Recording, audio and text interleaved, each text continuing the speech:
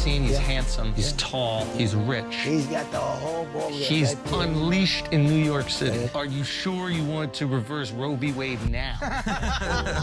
Ay, ay, ay.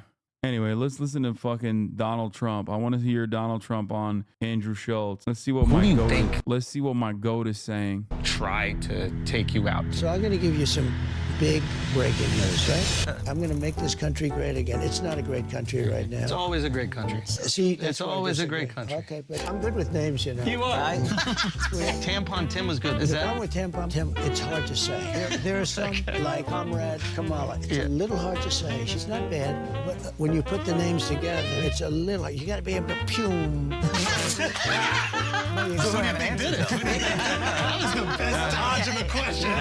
You know what I mean? You almost charmed us out of it. And they know it's a lie. She lied about many things. And Hello, everybody. Welcome to Flagrant. And today, this is the first time that we've been able to say this. We are sitting down with Mr. President. Woo. Mr. President, thank you so much for being here. thank you very much. Thank you, fellas. Thank you, sir. Appreciate it. This is awesome. We have a bunch of questions. We're very, very grateful for your time. Okay. I just became a dad. Oh. My buddy over there just became a dad, Mark. Yep. That's and good. Okay, so here's first question.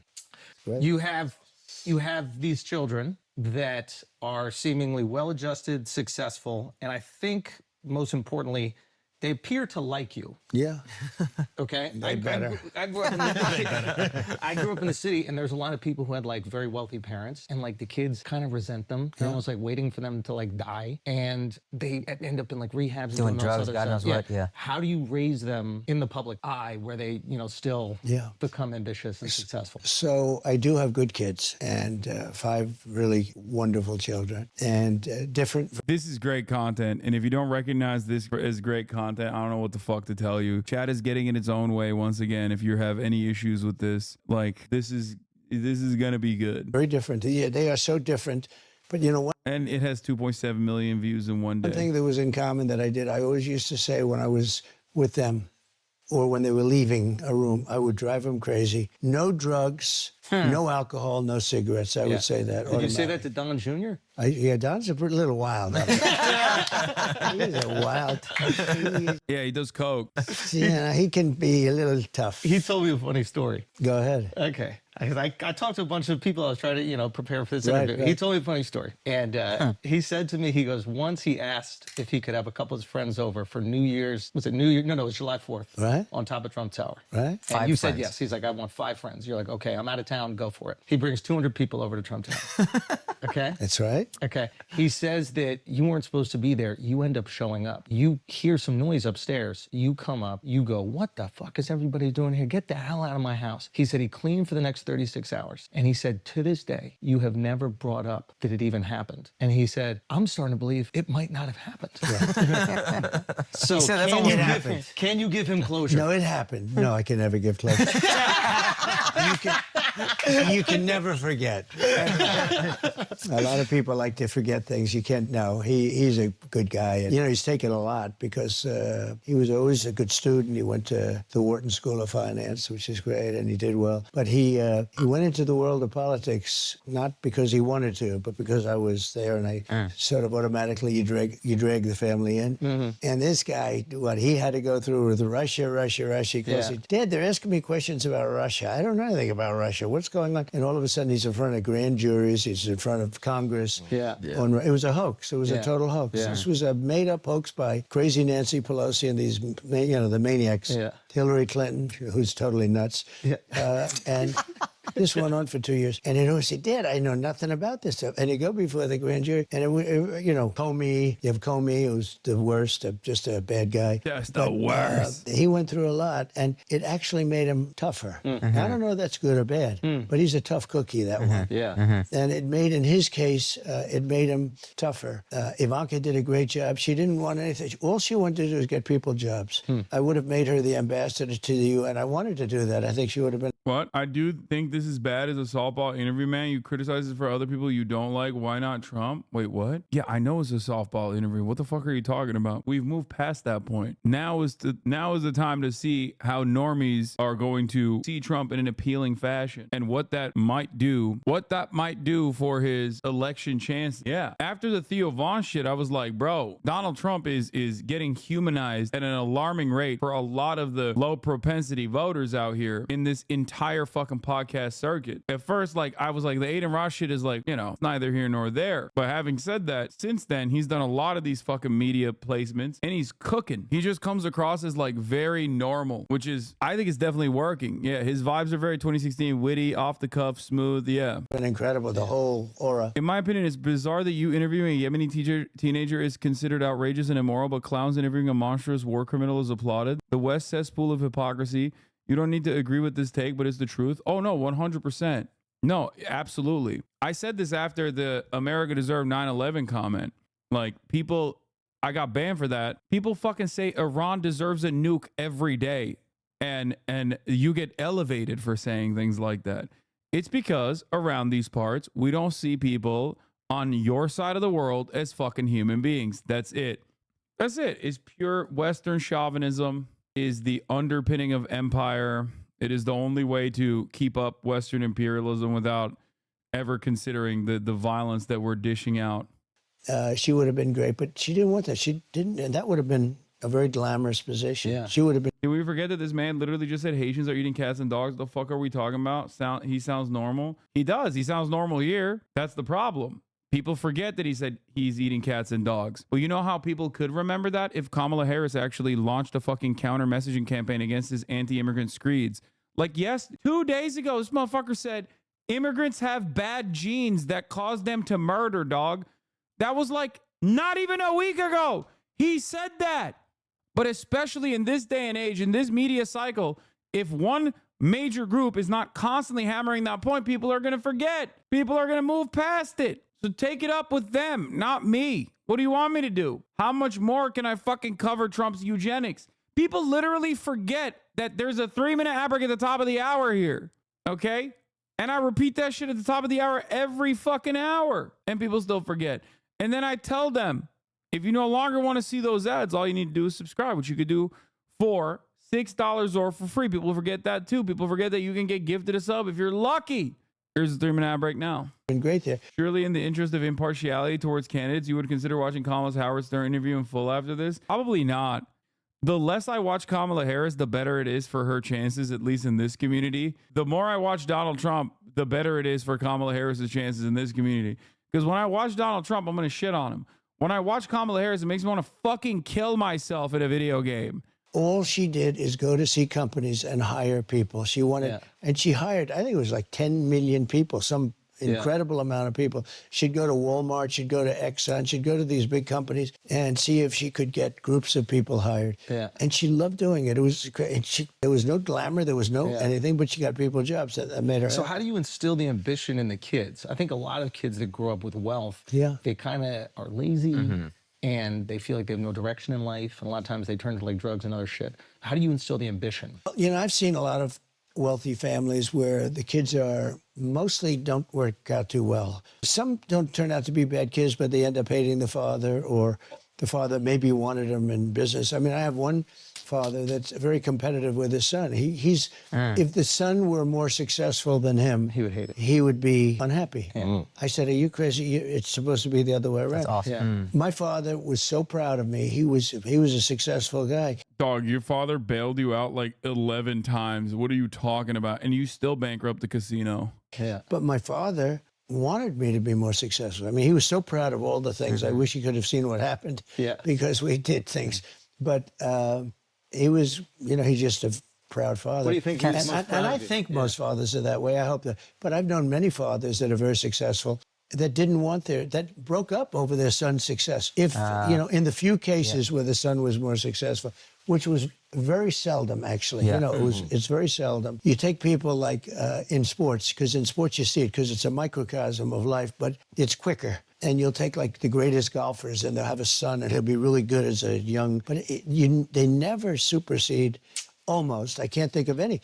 they never supersede the father in terms of success. And in sports generally, baseball, you can go to a lot of different sports. And it really is a sort of a microcosm of life. But with life, it takes a lot longer to find out the end Come to result. fruition. I'm sorry to Yes. interrupt you, but we said you're a great father up top. First thing you say is, I've got great kids. You didn't take credit. And then your entire Glaze. Oh my God, bro. Take his dick out of your mouth. Take his dick out of your mouth. Oh my God. Wipe the cum off. Wipe the cum off before you speak. Holy shit, dude. Oh my God. Oh my God. Glaze. answer. And I thought this was really cool. Your entire answer is about how great your kids are. That was a very cool thing. Thank you. That's very nice. I think I like. Ah! Oh, that's so bad. That's so bad. Bro.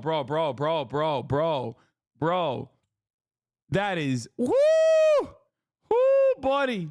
This interview. I think. That's genuine. I think he's right. It was- And by the way, congratulations! I hear your show is like is crazy monster success. We're doing pretty Congratulations. good. We're very we're interviewing presidents. Yeah, so yeah. we're No, here. it's really good, and right in the middle of a campaign with only 29 days to go. Yeah.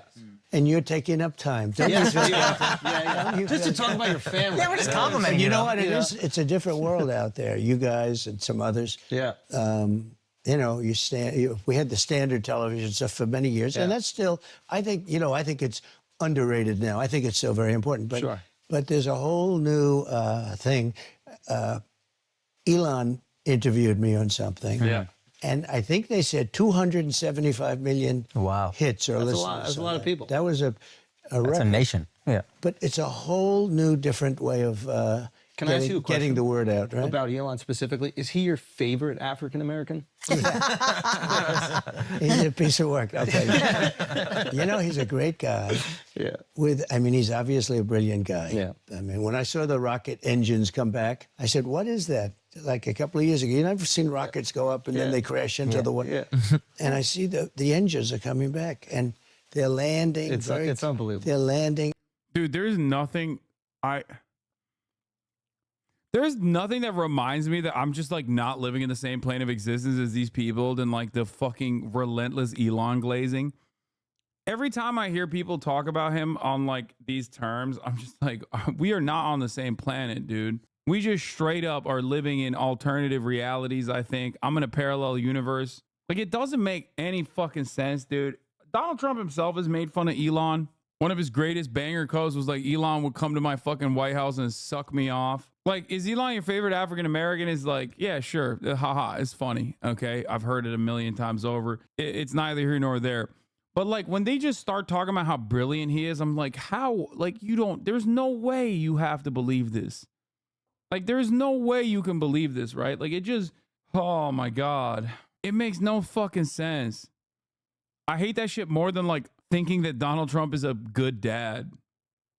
And they land on a raft in the middle of the ocean someplace with a little dot, and they land right on the top of the spot. And my wife can't parallel park. I know. Most people can't. But no, he's great. But he's got a great heart. He was with me, as you know, on the other night. Yeah. And we were honoring a man who got killed at a rally, Corey, firefighter, great guy. And it was a beautiful evening. But Elon went out, and he loved the crowd. He loves the country. Yeah. And he's picked a side. A lot of people don't want to pick a side. I have a lot of people that are big supporters of me. Yeah. But they won't go all out. You know, they can't. They're scared. Quite. There's a They're cost. scared. Yeah. There's a cost. Yeah. Yeah. Yeah, totally. Major cause for being a supporter of the guy who was the former president. This is straight up fake victimhood nonsense that right-wingers ran on for so goddamn long, dude. It's the same shit. They did this in like 2016. Oh, we're the silent majority. It's like, bitch, you are not silent, okay? You should be. And you are not the majority either. Fuck. Yeah, this is also a good point. Trump admitting that there's a social cost to siding with him is pretty funny. Yeah, it just basically says like, it basically shows that he understands that he is like a repulsive individual in the eyes of many. I guess he sees that. He's a room reader, you know? There is a cost, but there's also a liability. I mean, you know, some people, I respected a lot when this guy was up there doing jumping jacks. You got to vote for Trump. You got to vote He for was jumping high. Yeah. He was jumping high. Looked You know quite what? African. When he jumped, he's in good shape. Oh God. I'm looking at his waist. I'm saying, wait a minute, does he work out or something? But he really, and he had a great time. And you know, he's Wait, what? Trump saw his waist and said, "Does he work out or something?" Oh my God, he did not think that. We saw the photos, dog. You can't lie. You look grossed out. He looked utterly repulsive. he's not out that much. He's probably No. maybe a little. Would you say he's a little recluse? Get out of our country, you Turkish bum. I can hear it now and again. Trump champ. Please do not ban this guy, mods. I love this guy. They're just begging for a chance to be racist. Begging. Yeah. Dude, Donald Trump is so fucking intensely disliked. How does it make you feel that your fucking orange baboon of a candidate got fucking almost assassinated twice and it didn't even fucking move the polls remotely? Like, that's how much they despise him. And part of that is because of you. Okay? You are the reason. Because Donald Trump aside, because he's like somewhat charismatic and can be funny and human at times, even though he's a fucking charlatan and a psychopath, his supporters, his diehard supporters, are some of the most clueless, delusional, angry, fucking monstrous pieces of shit in every fucking village, town, municipality, state. You know when a Trump supporter is coming, okay? They stink. They got this fucking scent on them. They're just walking around angry all the time. Half the time they're imagining that there's like pedophiles around, even though they're not wrong. There is a pedophile there. It's usually the Trump supporter. Like, it's just gross. Y'all are fucking gross as shit. How does that make you feel?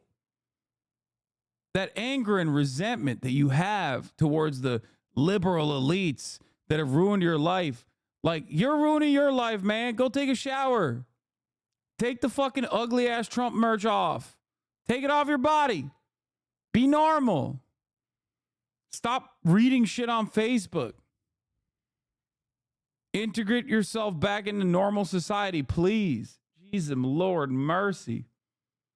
Nasty ass motherfucker living in a parallel universe. It's moments like the Elon Musk jump that remind me that these people are just so fucking brain broken. Like when Elon Musk was jumping up and down and people were posting about him on Twitter, like, he's so sexy. He's so cool. I was like, damn, dude, these people have like deluded themselves so goddamn hard. They've deluded themselves so goddamn hard. They're just like looking at something that you normally with your lizard brain could react to in a certain way. Like, everyone sees that and they're like, what? Ew, what the fuck? What are you doing? What are you, a child? Meanwhile, these guys are like, nah, he's sick. I ain't going nowhere, bitch. I ain't going nowhere. Friendly reminder. Damn, Elon Musk has blocked this link from being shown.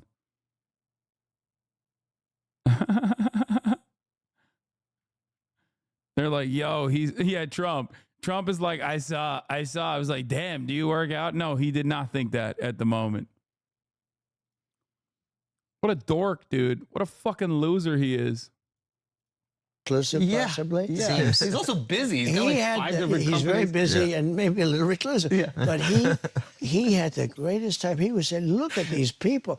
We had 100,000, more than 100,000 people. Yeah, that's what I saw. It was a record. It was, nobody's ever seen. And it was really, it was a celebration of a life. And it was really it was a MAGA deal. Yeah. And he was a big MAGA person. His family was there. And 2 other people that were very badly hurt were also celebrated. They were very badly hurt. They weren't actually expected to live. Yeah. Oh, And they lived. And they had incredible doctors. Some of those country doctors are better than the big doctors that we spend a lot of money on. And they don't do as good.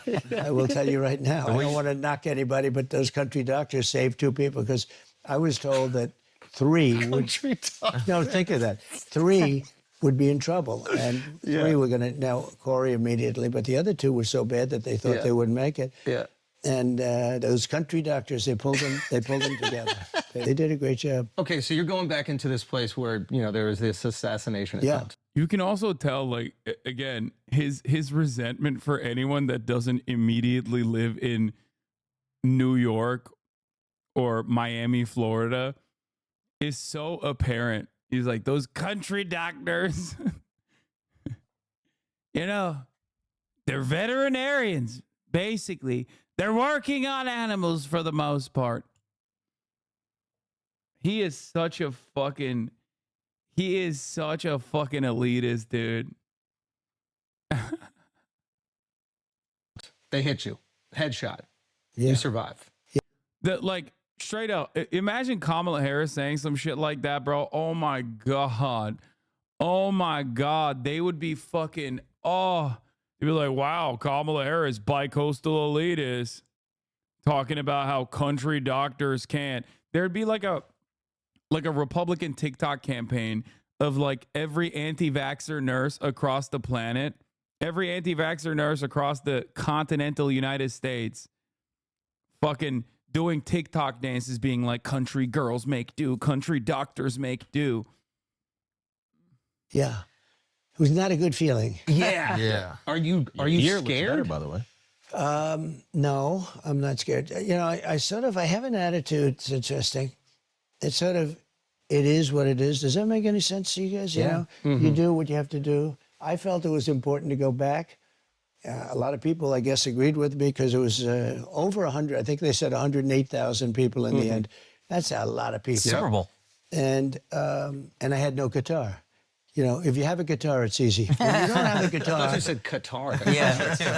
I have guitar. I do have that. They like me very much, but I don't have a guitar. Yeah, you have the right? guitar. Yes. So anyway, but that was amazing. It was amazing. I mean, no, I like it when somebody like Elon, who has a lot to lose, is willing to do what's right. Yeah.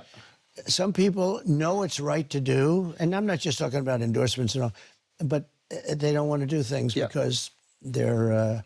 They don't want it to cost them opportunities the word in is the future. they want to be politically correct, and Yeah. actually they're doing a bad thing. I think for themselves and for a lot of people they may represent. Okay, opening line when you walk out there. So Right. good. I mean, I amazing. was wondering what you were going to say, and as a comedian, you can seize the moment. Yeah, And he was a hell of a comedian, by the way. I appreciate That's that. what the word is. That would- So I hear you. I don't watch. I hear, I see the video, and you go up there and you go, as I was saying. right. Crowd goes fucking berserk, or what? They went, I would say, crazy. Yeah. And I wasn't Biggest pop sure. you've so- experienced? Yeah, I'll tell you how, you have this as a comedian or even not as a comedian, just when you make a speech or you make some very serious statement. Yeah.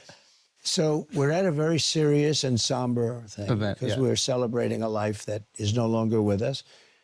And I wasn't sure whether or not that thing, I had it in my mind for a long time. Once I said I'm going back, which I wanted to go back immediately, I wanted to actually finish my speech, okay? When I got up, I said, let me finish my speech. But I'm surrounded by like 8 very No, you didn't. You said, where are my shoes? I need my shoes. large, strong Yeah. men and a very wonderful woman. You saw that. Yeah, Kate. yeah. But I'm surrounded by guys. They said, "Sir, no way, go." And I have blood pouring down. But I really wanted to finish my speech. I said, I think I had like 50,000. I had a lot of people there. Yeah. And when I went down, I was sort of like embarrassed. I said, I went down in front of all these people. That was my first thing. I don't want to be embarrassed. You were but I embarrassed that wanted you to. went down after being shot in the head? Well, you weren't exactly sure what the hell was happening at first, Yeah. But also, you came back up with the fist I raise. did. That's one of the hardest I pictures. did, but I was also, Did you hear them? Glaze. Oh my God. Oh my God, bro. Jesus Christ. Every time this man speaks, oh my God. It was one of the hardest pictures, bro.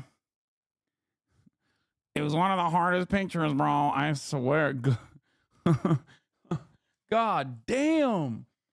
How is he outflanking Andrew on this? That's his fucking specialty.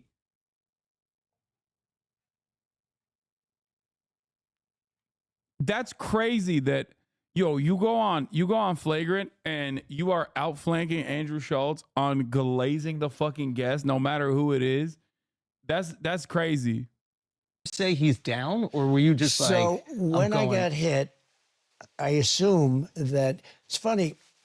Is it? When I was down there, it is sort of strange, I guess. Now it's a little bit, we can smile a little bit, but not really, because the 3 guys, 1 killed, two very badly. Yeah. But when I went down, I had total realization. It wasn't a surreal. You know, they talked about a surreal. That could be a surreal experience, like when something happens, some traumatic thing happens. People they lose focus. They have no idea where they are. I've heard many people where that happens. Something. Okay, My son Don told me, actually. I'm bored of the fucking assassination story. It didn't happen. It's not real. It's AI image. Everybody knows it. All right, move on. Great shooter. So is Eric. They're great shooters. They're like better than Scratch. Okay, if you use yeah. And they say it's amazing because it was 130 yards. To me, that sounds like far away, but it's not. For shooting, it's not. He said that would be like sinking a 1-foot putt for just a decent shooter. Wow. And I don't know if you guys are shooters, but they said if you're a shooter, it's almost impossible to miss. It's that close. It's really considered that close. I mean, 300, 400, 500 yards is very doable, but this is supposed to be very close. And so he said, I think Don became more religious, actually. You want to know that had a yeah, okay, dude. Sure, bud. big impact. He said it's impossible. The doctor, actually, when I got to the hospital, they were fantastic. Butler Hospital. I get there, and the doctor greeted me, and he looked at me and looked it over. He said, "You are the luckiest man I've ever met." Wow. He said, "You should immediately go out and buy a lotto ticket." Can you imagine? He's telling me to buy a lotto ticket. There's blood all over the place. Yeah. And he said, "I've been doing this for 25 years." He said, "I've never seen a thing like this." Wow. Because it's just whacked it, but it was something that was, relatively not so bad compared to what could have happened. So I feel very lucky. It was an amazing experience, a horrible experience in most ways. In some ways, it was beautiful because I was somehow, I hopefully Corey's protected too, who's the firefighter, and he's in a good place, maybe a better place than we're in Hopefully, here, because this world is a little bit on the tough side. But it was an amazing experience. Do you feel like a increase in your spirituality after something like Well, maybe, especially when I'm hearing from people that do shoot and are good at it, that it was almost impossible to miss from, like a 1-foot putt. You start to very believe. hard. You got to miss it. That's a bad putt, right? Yeah. He equated it to a 1-foot putt. When they say that, I say, wow, that's so, you're saying, they said a bad shooter would hit you from that distance 100% of the time. Wow. That's pretty bad. Yeah. And here I am. We're doing this wonderful interview with 4 geniuses that are hot as pistols, right? Good hearing this guy. Yeah. Likewise, sir. Pretty good stuff you got. So anyway, but here we are. Who do you think tried to take you out? So I'm going to give you some big breaking news, right? Love that. Because I know the kind of show and it's entertainment, but it's also very serious. I mean, I get the whole picture. And you know what? If it was just funny stuff, you wouldn't have the success you've got, to be honest with you, right? Yeah. It's nice to intersperse it, but I'll give you something. So, first of all, I have great respect for the Secret Service. And the guys that were with me, I went down and I did a good job going down because those bullets were winging over my head. If I would have been up for another couple of seconds, I also wouldn't have been here. But I didn't consider that as lucky as turning to the right at that it was like 1/16 of a second was the only time that I was safe, essentially. Right. If I would have gone a little further, I would have been hit. If I would have gone not as far, I would have been hit. I mean, I had like this little tiny moment. And the amazing thing is the sign is always on my left and it's always at the end. Oh my God. Oh my God. Who does Trump think tried to get him? Okay, that's a good question. And I only use it because you have this shooter and you have the shooter. So you have this shooter and you have another shooter, right? So this shooter had 3 or so cell phones. the FBI. You know what's really funny? Under normal circumstances, the primary victim is probably one of the more knowledgeable people that you can go to ask about like additional information that you might not have been privy to. But Donald Trump is such a serial liar that immediately when he starts talking about like the shooter or what their background is, I immediately am like, there's no way what he's saying is truthful. Like, I just caught myself. As soon as he started talking about the cell phones or whatever, I was like, oh, he's going to lie. I don't even know if he's actually lying here, but I'm so used to him just like lying about every basic fact about every single thing that immediately I'm like, oh, he's probably going to lie here. It's a funny situation. Guys never gotten them opened. Wow. The other shooter, 3 apps, they call them. And I believe they were foreign-based apps, from what I understand. What, probably Telegram? Yeah, he was in fucking Ukraine. Oh, wow. They haven't opened them, and they're foreign-based. And, you know, you hear all about Iran, because I was rough with Iran, but I want to see Iran do great. I want to see Iran do great. Yeah. But I want to stop all the killing and all this. And I was rough on Iran, and they supposedly have a hit on me. In fact, I think it takes great courage for you people to be interviewing me, because it could be now, you know. Yeah. They could Well, we be didn't know right that now. before we got in here. No, if before. you would have known that, you might not have done this. Yeah, exactly. In fact, this is a good way of me getting the interview to be shorter. Exactly. All of a sudden, he's going to say, you know, okay, that's it. Thank you very much, ladies and gentlemen. Go It's see been a my great daughter. show. Yeah. Anyway, they have 3 apps, and foreign-based, 2 of them, maybe 3 of them are foreign-based. They haven't opened them yet. Why wouldn't you open them when you hear about Iran or when you hear about, you know, foreign? Then the other one had 6 cell phones, and they haven't opened. Now, you know, it's very hard to open a cell phone. Only Apple can do it in theory, unless you have somebody. But they had no problem getting the J6 people's cell phones open. They opened their cell phones very quickly. You know, we have 2 countries in a way. What's happening here is very bad. It's very dangerous. We almost had one, because I had the greatest economy in the history of our country, and people were coming together. We almost had one. But we really do have 2 right now, and it's a shame, because I think we'll get them together. Success will bring us together. But they should get those phones opened. And, you know, when there's an assassination attempt on a former president who's now, I'm proud to say, leading in all the polls against the Democrat, I don't know which one is running. You know, you don't know what the hell's going on. I'm the only one that had to run against 2. I run against 2 Democrats. But this is a first. We create a lot of firsts. Usually you run against somebody. Here I run. I had the debate. I was way up on him. Yeah. And then they say, oh, let's put... This is like with Dana White, a fighter. So you're fighting, and the one guy's getting killed, and they say, oh, that's okay. Let's put in another fighter him in. to finish it off, okay? Yeah. And you're fighting and say, hey, wait a minute, I have a brand new fighter in here. WWE. I spent $150 million on beating Biden, and then all of a sudden I hear that they're going to overthrow him. It was a coup. I mean, it really was. But I would like them to open up these apps and find out what's in there. And so he had six cell phones. Who has 6 cell phones? Having 6 cell phones is weird. I have cell phones. If I ever have 2, it's like a lot. Yeah. He had 6 cell phones. Why does he have them?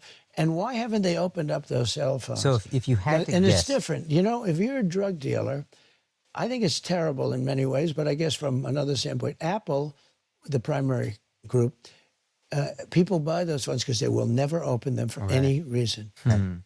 But they got them open on J6. You know, they opened up their phones, but they don't open. And this is big stuff. This is an assassination attempt, and it could involve other countries. There was that San Bernardino shooter that they hacked. The FBI was able to hack into the phone. Apple didn't give it up, but they were able There to are hack in. some people in the world, very few, that have an ability to sometimes be able to hack in. Got it. Very rarely, actually. Yeah. It's an amazing thing when you think that with all the genius, you almost can't do it. But Apple has a key, and the key is open. I mean, they can do it immediately. Yeah.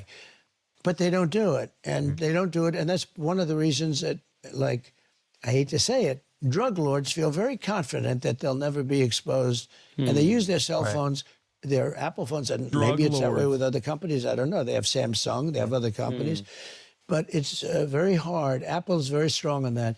But when it comes to the assassination of a president, leading candidate, former president, all that, I think the rules have to go out and they have to open those things and they have to find out. And in terms of national some security, people would say think you have to either punish Apple or you have to get somebody that can do it.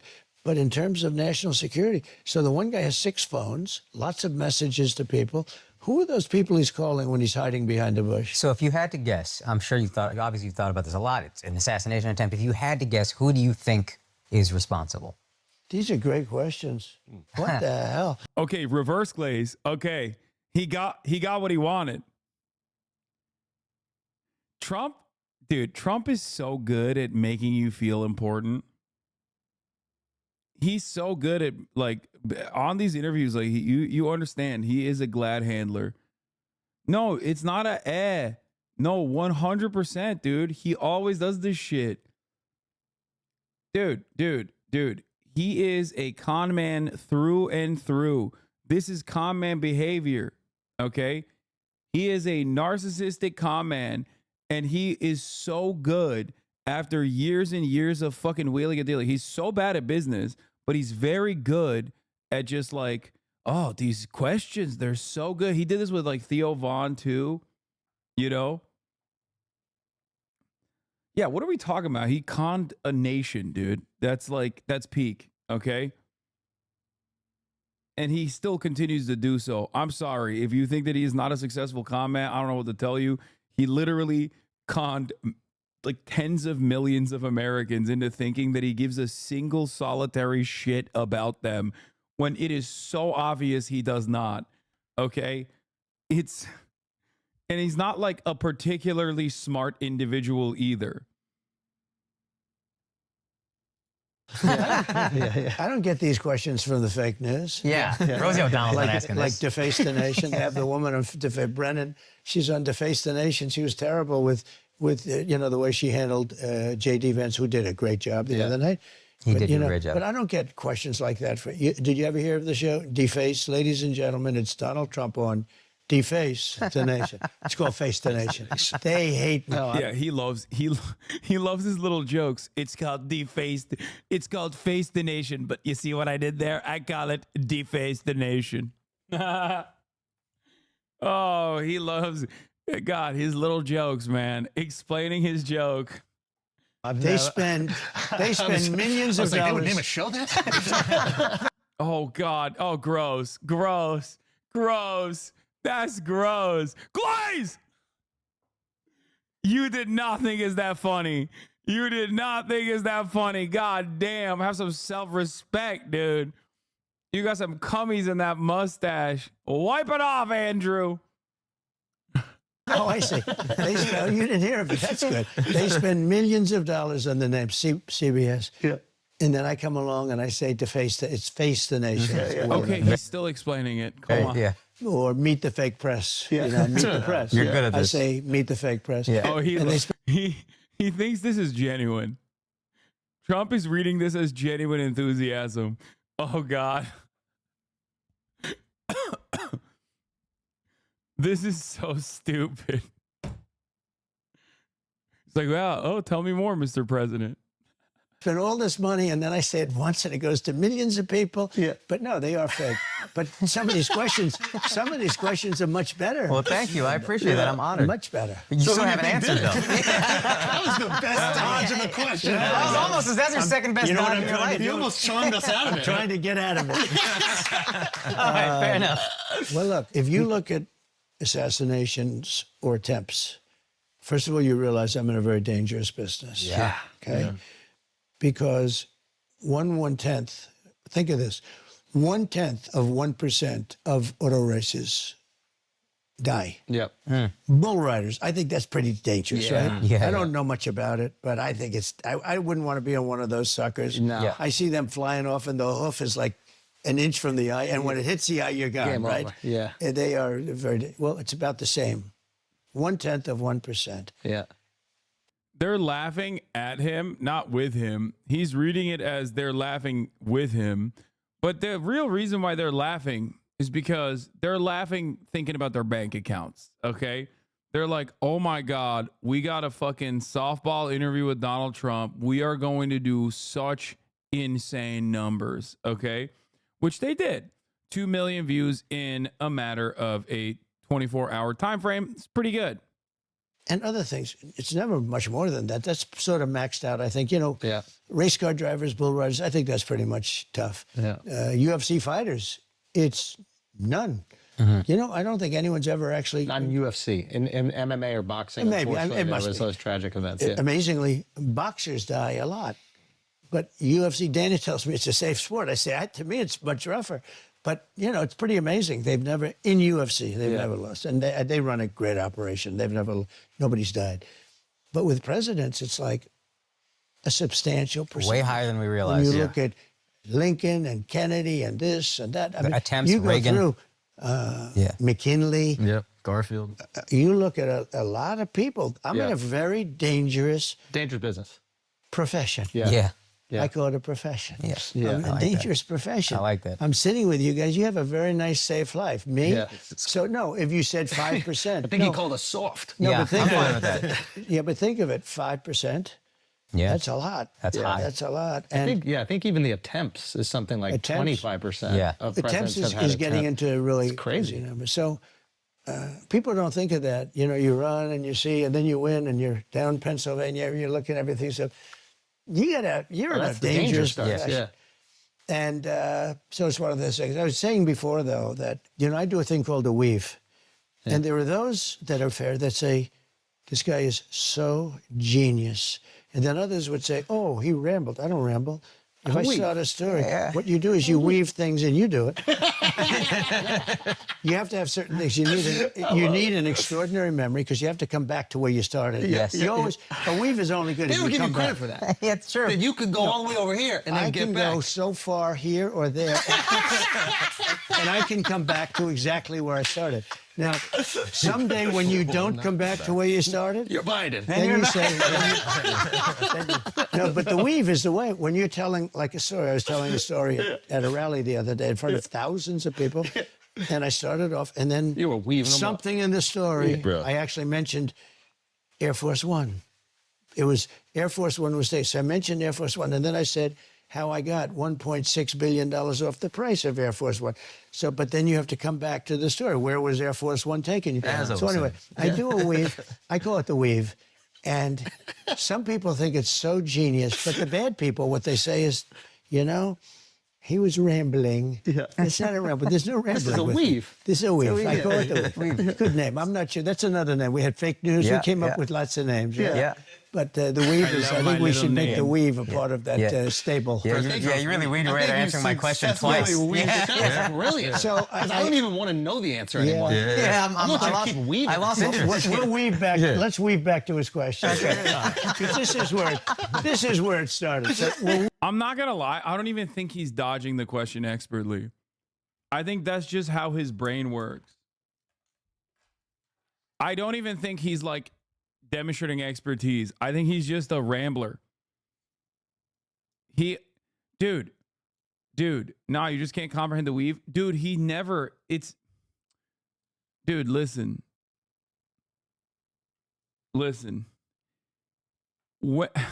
I am reminded of the time when Trump did a Michigan rally, which was supposed to be a town hall, with Sarah Fuckabee Sanders, and a UAW worker came on stage. This was a couple weeks ago. UAW worker very clearly asked a question that is a layup for Donald Trump. Mr. Trump, how will you help the auto industry? Mr. Trump's answer, like right out the gate, was nuclear warming. Nuclear war. There is no discernible, decipherable reason for why Donald Trump dodged that question. He wasn't weaving. He's just that guy. He's just like that. weave back to us. I sort of hate answering it because I don't want to give any false identities. I don't want to do anything having to do with creating You literally explain it in the same way, right? proliferation, which is a very big problem, bigger problem than global warming, a much bigger problem than global warming in terms of the real world. That would be a great thing. Just insane how his mind works. of justice. And you know You love exactly your how his father, mind the works? devil. Because there's zero filter. And when I say zero filter, I don't mean like Trump is a truth teller, like he's unfiltered. I mean literally he does not process what is coming out. Like words, it's like a word cloud. Donald Trump is literally like a word cloud machine. Okay? He's just like, smart. I am smart. I read books. Cognitive ability. I'm the best. Russia is good, but also bad. Who cares? Do you read your written brief? I do. I read a lot. I wasn't a baby, dude. It's the same mic, but a different condenser. That's it. God damn. Shut up, chat. Something that isn't there. You would look at Iran. Iran has an open threat out for me, and that's bad. And Biden, if he were a real president, if he were Back when my boy was broke, now we up. Yep. All the way up. the kind of guy he should be, Yeah. should say, if anybody shoots a former president who's now the leading candidate, even though he's leading against Democrats, we will bomb that country into oblivion. And it would stop. And that's been said before with some people. You know, there have been people, I won't go into it, but there have been people that have been threatened in another party even. In the same party, it makes sense and probably happens pretty quickly. But in another party, you know, it's hard for them to cross the to line. want to protect me. Yeah. But it shouldn't be hard. Other people have protected other people. And what you have to inform those people is if they do it, the country will be blown to smithereens. The entire country will be blown to smithereens. And those threats go away, because that's a really bad threat for a country. Forget about me, I'm an individual, but I represent something very important.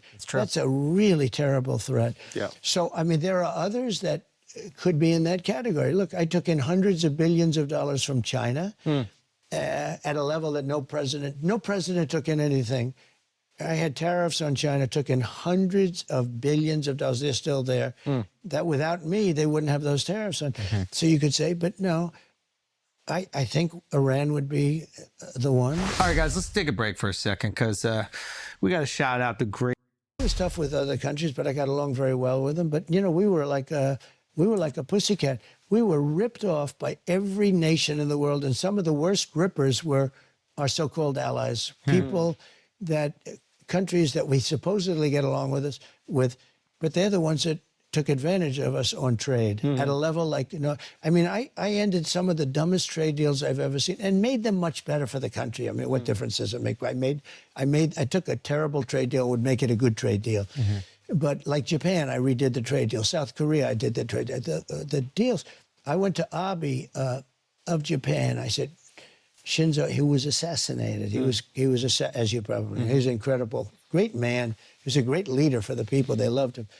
I said, Shinzo, look. They literally, okay, no. After he got assassinated, the country was like, actually, that was good that that happened, and we should listen to the assassin's demands. We can't do this. The trade deal is so bad. We're friends, but I have to renegotiate the trade deal. And he said to me, I knew that would happen. I said, why did you know? Because you. So a lot of people who hate the country they're in to have their country destroyed. Smart sounds like a way to give crime lords sway over the country. Do this or else. What? I can't even tell. When people write like this, I can't tell if it's like a hog or like a democratic hog. You're right. It's so one-sided. Wow. It's like he said, I knew you'd catch us. But they went through many presidents where Japan was, as an example, they'll send us millions of cars. We're not allowed to send them any. They send us their farm product. We were sending them practically nothing. It was like a one-way. Everything was one-way. And by the way, virtually China was the worst, but there were many countries almost as bad. The European Union was almost as bad, in my opinion. You know, it sounds nice. Oh, the European Union is so nice. They were ruthless in their trading. And I said to Angela Merkel, how many Chevrolets do we have in the middle of Berlin? Why? I don't believe any. I said, you're right. And yet we take in all of that. We take in Mercedes-Benz and BMW, and we take in all of this Volkswagen. We're taking in all of these millions and millions of cars. I say, how many American cars are in the middle of Munich or Berlin? And the answer is none. And I had things change around. So, you know, you could say, I think that the answer would be, at this moment, Iran. And I think they could catch him. And if we had a real president, which we don't have a real president. We have a man that is grossly inept. And it's very dangerous because these guys are all at the top of their game. When you talk about President Xi and you talk about any one of the leaders in the world, Macron, and he's a smart guy. He's all for France. I mean, he would take the shirt off your back if you didn't know what you were doing. So when you're with these guys, are these guys all sharks? Yeah. And you can sense the energy immediately? Yeah, not all of them, but some of them aren't sharks in terms. How are you assessing personality? Okay, Victor well, Orban. That's my goat. I can tell you, like Great. Modi, India. Yeah. He's a friend of mine. He's great. India. He's the nicest. India. This is for you. Oh, good. Well, I'll tell you. Do you like him or not? Yeah. Do you like him? I have family on both sides of it. Okay, I have well, family let me that tell loves you. everything and family I'll just that's tell not. you, though. You meet him. I know. Well, they had, before him, they were replacing him every year. It was very unstable. He came along. He's in a lot and for he's infrastructure. great. He's a friend of mine. But on the outside, he looks like he's your father. He's the nicest, total killer. What do you think of Modi? I don't know. What do you think I think of Modi? Indian Adolf Hitler? Yeah, no, I don't like him. Yeah, no, not a fan. Because I asked him, Yeah. we're talking, they did a thing called Howdy Modi in Houston, Texas. Oh, right? yeah. And they filled up the stadium. It was me and him. We filled up the stadium. It was beautiful. Like, No matter how many so sorry videos I watch where they draw them all cutesy and shit, still Indian Adolf Hitler. Not a fan. 80,000 people was going crazy. And we're walking around today. Maybe I wouldn't be as, maybe you wouldn't do that. But we're walking in the middle, waving to everybody. Anyway, but we have a very good relationship. He's the nicest human being. But we had a couple of occasions where somebody was threatening India. I said, let me help. I'm very good. I actually really wanted to hear your thoughts on his uneven trade deal comment with the EU. He's talking about, I think he's talking about NATO security contracts that he re-examined, that where he demanded that like NATO nations give more, like put more money in themselves and not simply rely on American defense. And that's it. And basically what ended up happening is, after considering that as the most anti-NATO position you could arrive at, the Democrats followed through on that. They never even changed that policy.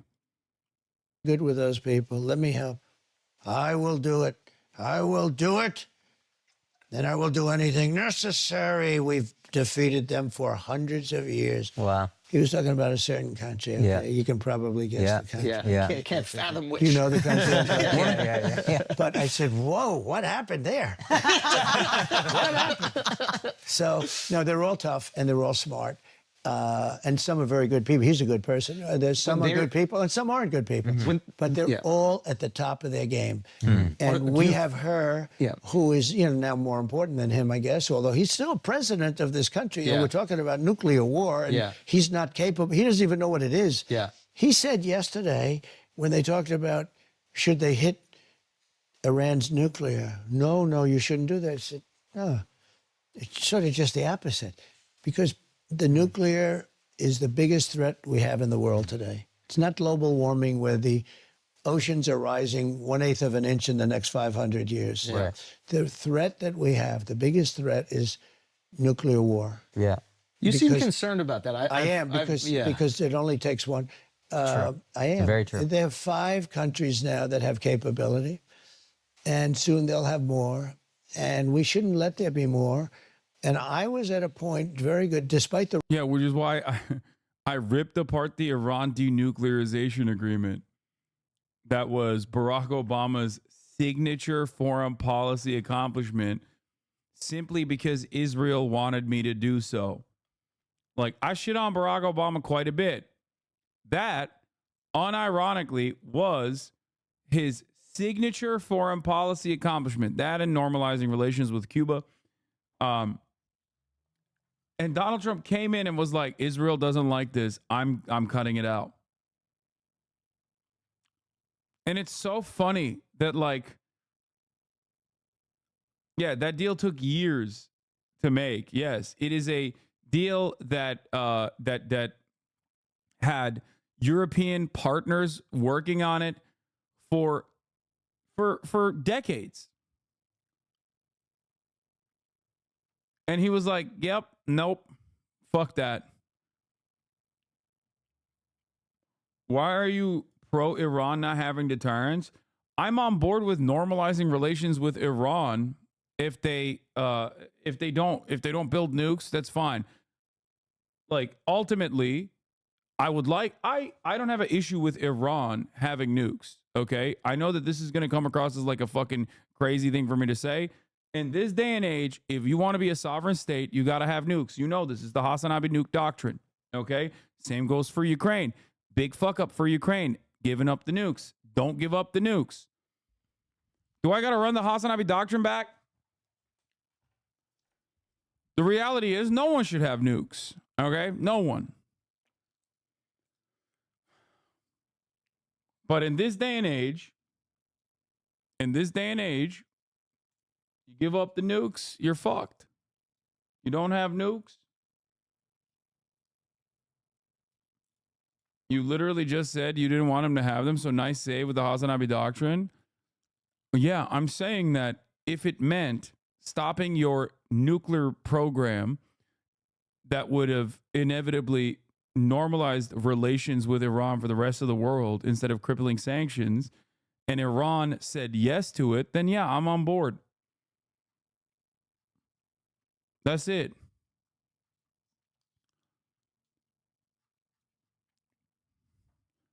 What do you want me to do? Behave like a fucking Redditor and be like, excuse me, Ayatollah, you're making a you're making a big mistake, sir. You should continue with your nuclearization program. Like, the fuck? The Russia hoax. It was a total hoax, and we were totally exonerated and everything else. I could have told them that the first day, but that causes, a lot of problems. Yeah. A lot of problems, and they're a big nuclear power. We were close to a deal for getting rid of nuclear weapons. It would be so good. For all countries or just Russia? We were talking about Russia, ourselves, and China. Oh, wow. And we would then bring everyone else into it. And So you all I also personally think, like, Israel, again, demonstrating hubris. Again, Israel thought they could just keep assassinating everyone that is a part of the Iranian nuclear program, and even others who are not even a part of, like, enriching uranium or whatever. And that is the way that they would be able to stop Iran from developing nukes, developing nuclear warheads. Now, that might be wrong. That might prove to be wrong. If you ask the American State Department, they say Iran is 3.5 seconds away from having a nuke every goddamn week. So, yeah, I think that diplomacy would have probably been a better way to do it. But the reason why Israel didn't want it is because they don't want normalization with Iran. Okay? They do not want any normalization with Iran whatsoever. And that is precisely the reason why they told America, they told Barack Obama, shut the fuck up. What are you doing? That's why Benjamin Netanyahu came and spoke in front of the U.S. Congress when Barack Obama facilitated the Iran denuclearization agreement. strongly. You all would get rid of your nuclear capabilities. Denuclearize, yes. We were going to get rid Totally of denuclearized. nuclear because it's too powerful. Yeah. It's too much. Yeah. You know, my uncle, Dr. John Trump, was the Country doctor. Yeah, Dr. John Trump. Well, he was a nuclear doctor, actually. He was at MIT. He's the longest-serving professor at MIT. He passed away, great guy. He was a brilliant guy, a brilliant scientist. And he used to tell me, he said, a long time ago, he'd say, Donald, someday, it's very dangerous, somebody will be able to carry a small briefcase into a building in New York and blow up the entire city. Oh, wow. I said, you gotta be kidding me, Uncle John. That will never happen.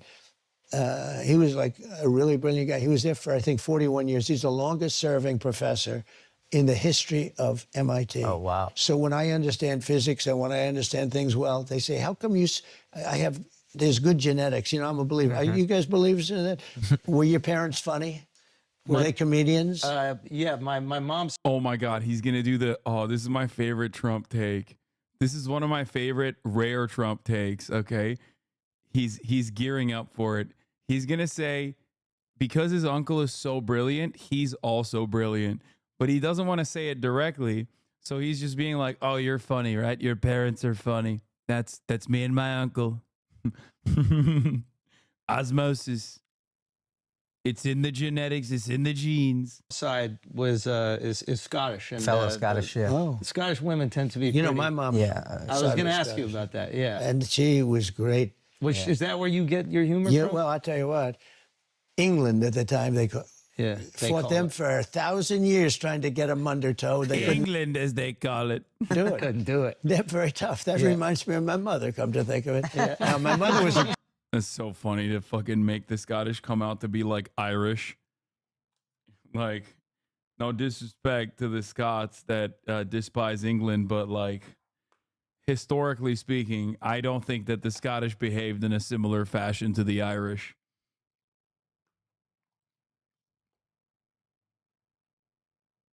Yeah. I feel like they were more willing participants of the process. Then what is Braveheart?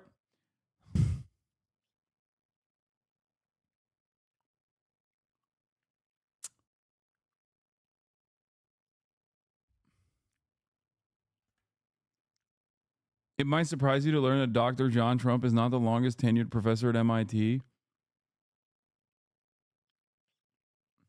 Did you know Scots are overrepresented in both the Royal Army and the police force? Wow, I'm shocked. I had no idea.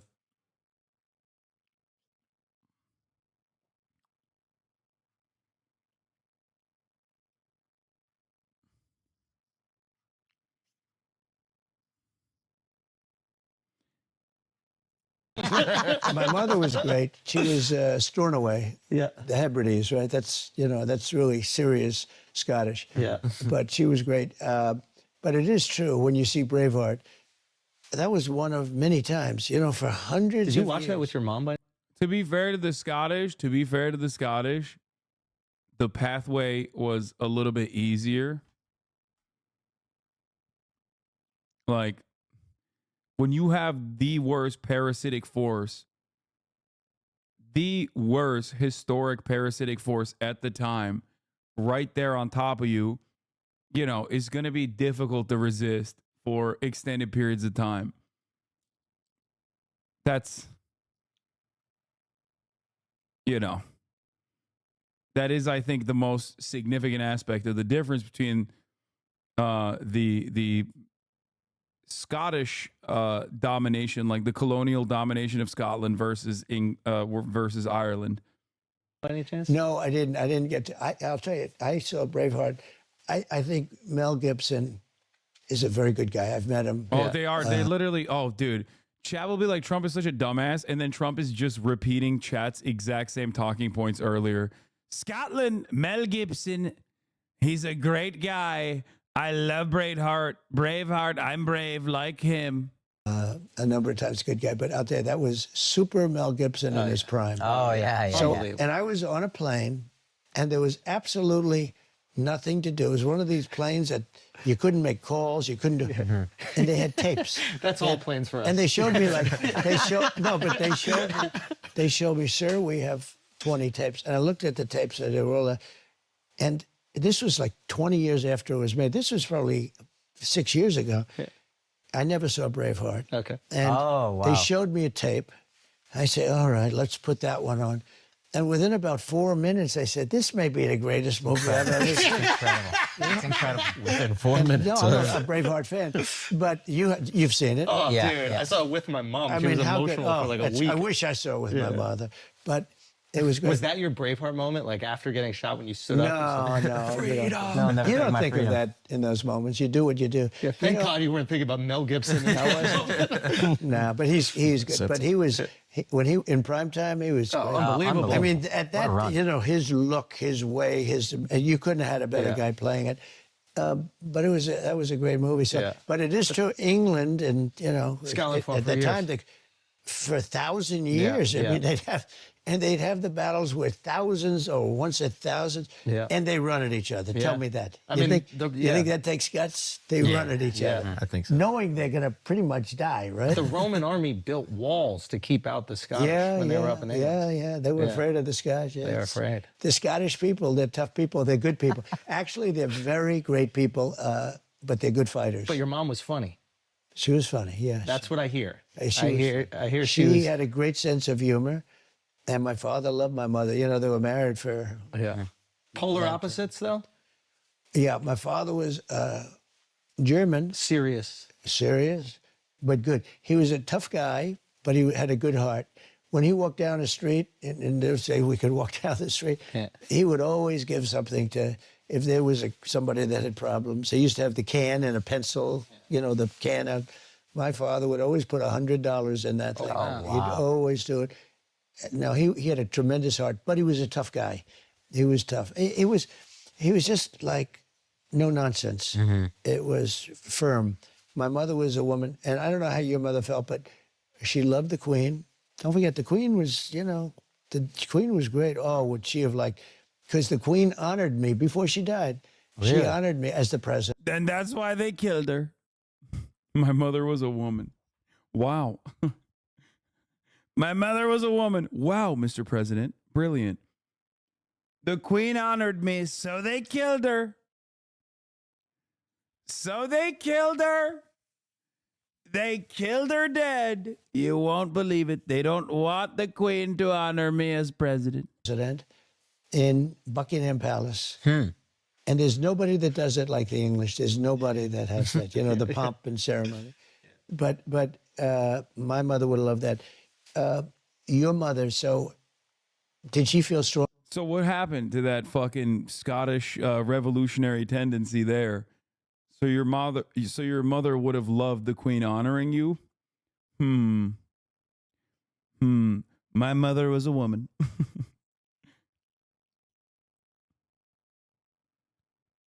Dude, he's insane, dude. He's just lost in the sauce. He doesn't know what time it is. He doesn't know there's a 3-minute ad break coming.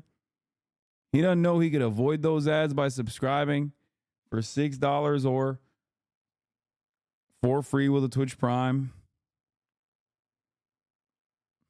Only about like the royalty. I think they're obsessed with the royal family out there, like in general. Your mother would have been. She was really into all the pageantry for sure. My mother was. Yeah. My mother thought the Queen was great. Yeah. She thought the Queen was so wonderful.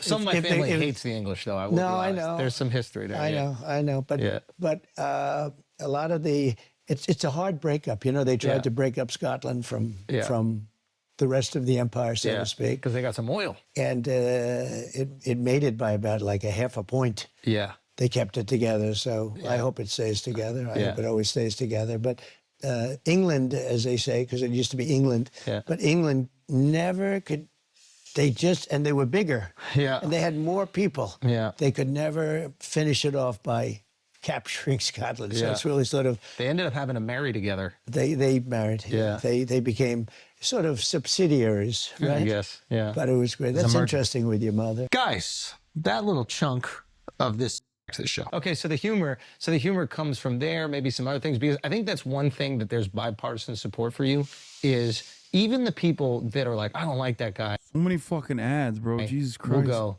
hey, he's funny now. He says the funny things. Have you heard this before about it? Yeah, I've heard it. It's very disarming humor. Yeah, but in my business, in what I do, if you don't have humor, you won't even survive. Wait, why is that? Because I think you have to have a light side. I see a lot of dark things. I see horrible things. I see things that are bad. I see political things that are hard. I mean, we have a lot of corrupt people in this country, and I see it. And horrible corrupt people. We have people that, you know, I really do. We have, from the inside, we have really bad people, and outside we do, but I think the outside is much. I think it's easier to handle China. If you have a smart president who knows, you know, some things, if you had who knows how to deal, let's say, you're not going to have a problem with Russia. Russia would have never attacked Ukraine if I were president. I used to talk to Putin about it. I got along great with him. they would have never, ever done it. I ended this pipeline, you know. I ended the pipeline called Nord Stream 2. Nobody ever heard of Nord Stream 2. Yeah. I said, Like, I'm an environmentalist. I said, are you building a pipeline going to Europe? Yeah. I said, I don't think so. Yeah. And I told, I got them together. I said, you mean we're defending you from Russia? And Well, don't worry, Biden blew it up. So who's the real anti-pipeline hero now? you're paying them big. Remember when everybody was like, Hasan, how dare you say it wasn't Russia? And then there was recent newspaper investigation out of, was it Denmark, that revealed that they actually saw Navy vessels days prior to the mysterious explosion. U.S. Navy vessels that had their transponders off, just venturing around the area. Must be weird. It was also weird because, like, it was also simply weird to me that everyone that investigated the matter just kind of told everybody shut the fuck up about this, you know? A few days before the explosion that destroyed the two Russian-German natural gas pipelines, Nord Stream 1 and 2, which are laid on the bottom of the Baltic Sea, U.S. Navy warships were on the scene. They had switched off their transponders, and when the harbor master of Christianso Island sailed to them because he noticed this and suspected an accident, the U.S. Navy ordered him to turn back immediately. Why would Russia blow up their own pipeline? No, dude. I think there was a nefarious purpose for why they went with that. They were testing the limits of how fucking stupid the American audience is. And honestly, they almost got away with it. Like, they literally were just like, let's just say Russia did it. Maybe these fucking idiots will believe it. My poli-sci class is covering this, and I got to steal your ideas. Yeah. What a fucking stupid thing. People are coming in here being like, Hasan, wrong again. Remember when you said Russia would never invade Ukraine? Wrong again. No, dude, you were just repeating whatever you fucking heard from the last guy because you're a dumbass who can't think on his own. I never even directly said that it was like the United States of America, definitely. I simply stated that it sounds kind of fucking ridiculous that Russia would blow up its own pipeline. This is what the newspaper Politiken, one of Denmark's most important newspaper, writes. Christianso is an island in the archipelago of the same name, which is also called Ertholmen, is the easternmost point of Denmark and is located not far from the island of Bornholm, where both Nord Stream lines run. Politiken refers to the statement of the local harbor master, John Anker Nielsen, as follows. 4 or 5 days before the Nord Stream explosions, he was with the rescue service from Christianso because there were some ships there with their radios turned off.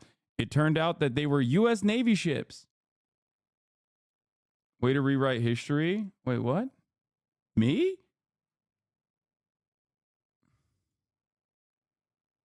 Check logs. I went to Hasan Abi of Turkey. What?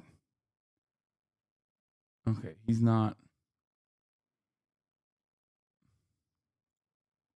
Anyway, because there were some ships there with their radios turned off, it turned out that they were U.S. Navy ships. When the rescue service approached them, he asked by the Naval Command to turn back. Dude, I think people would rather hallucinate, like, whatever the fuck makes them feel better than to, like, actually re-examine their opinion at the time. Yeah.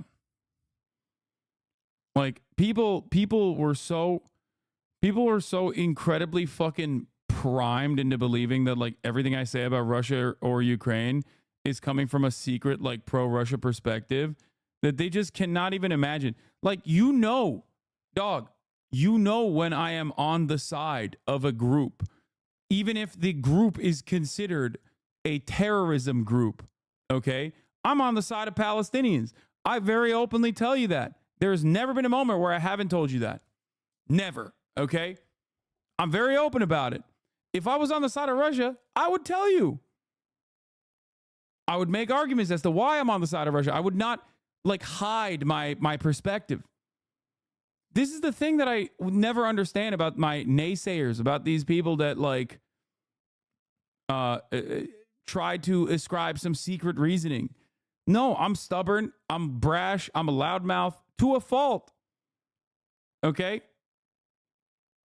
So it's always been funny for years at this point where they're like, yeah, I'm anti-NATO. I am openly anti-NATO. I am not pro-Russia. And it's so funny when people are just like, nah, dude, he's secretly pro-Russia. That's why he's anti-NATO. For years, you support terrorists? No, tarot cards are fine. If you were on Russia's side, you would just push Z and get the free Russia bucks instead of getting sneak this in the Russian army ad. I know.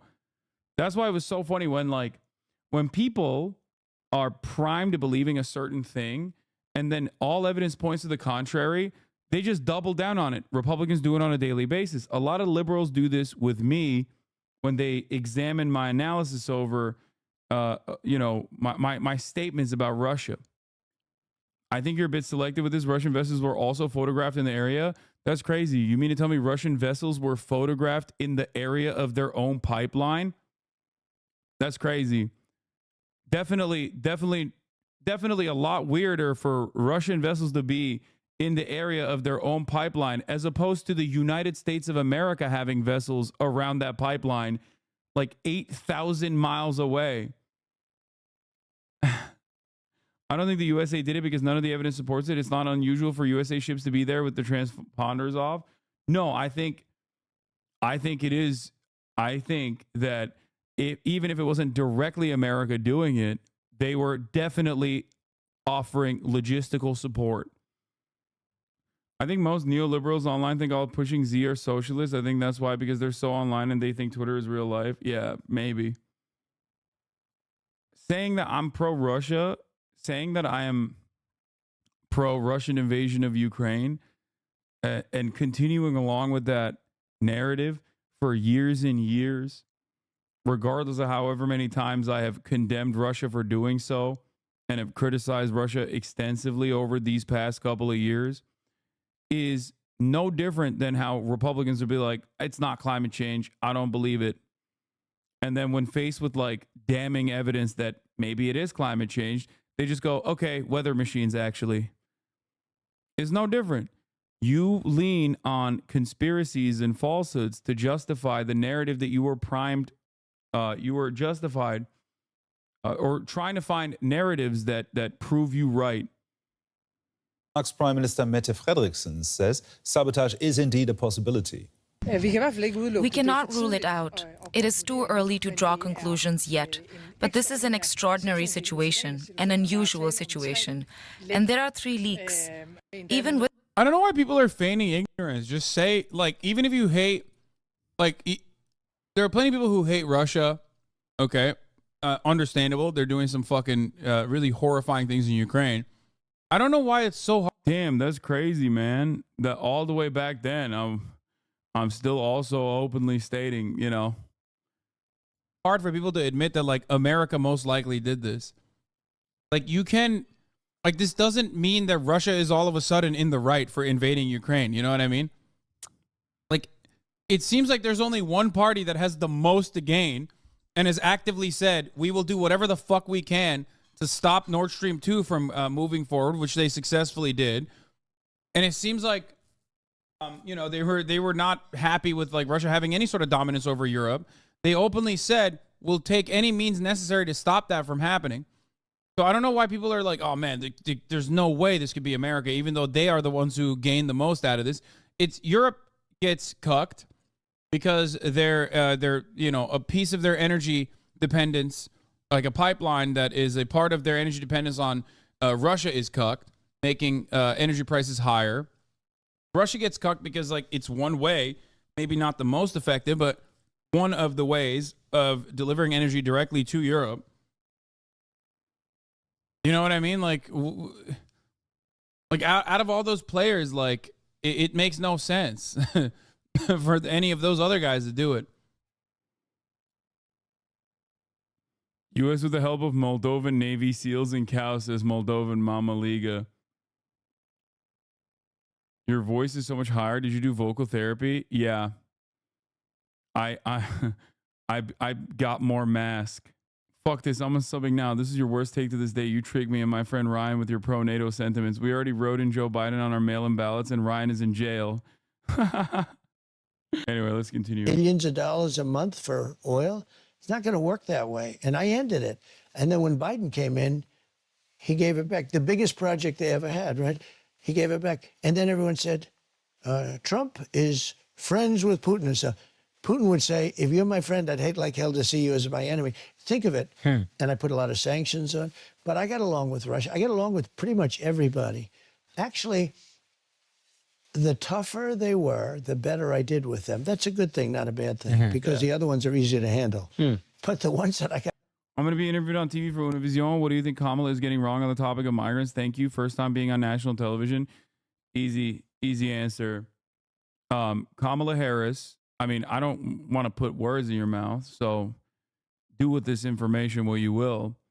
But my own personal assessment of the situation is that Kamala Harris has dropped the ball entirely by following on Joe Biden's right-wing, white nativist, immigration, anti-immigrant agenda in a country that is not as primed to hate migrants as they think it is.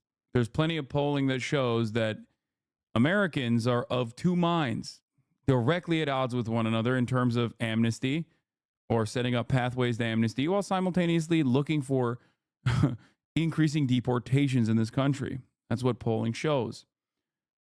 A competent Democratic leadership should have leaned on one side of that humanizes migrants, that are wonderful neighbors of ours, that contribute to the American economy in spectacular fashion, as opposed to leaning on the right-wing framing on the issue, that immigrants constitute a national security threat.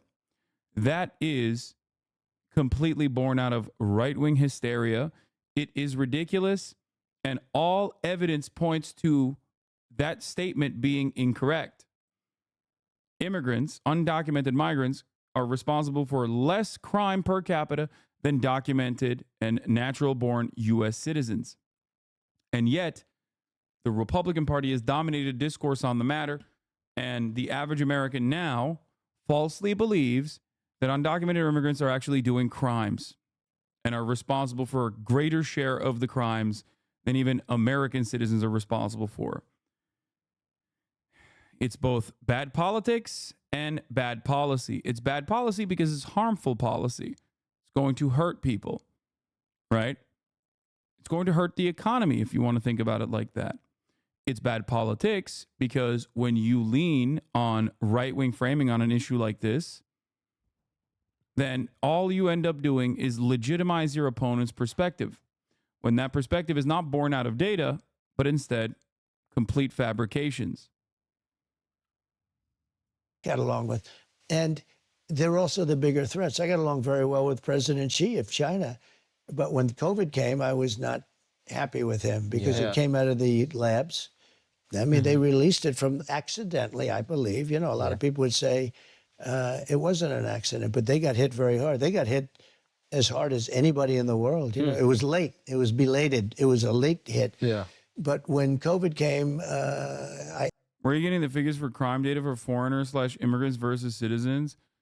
It's called this woke website, Communist Babies. What's a good thing for P?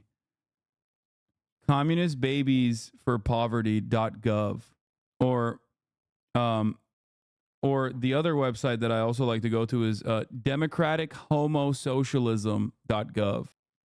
Yeah, cbp.gov, dhs.gov.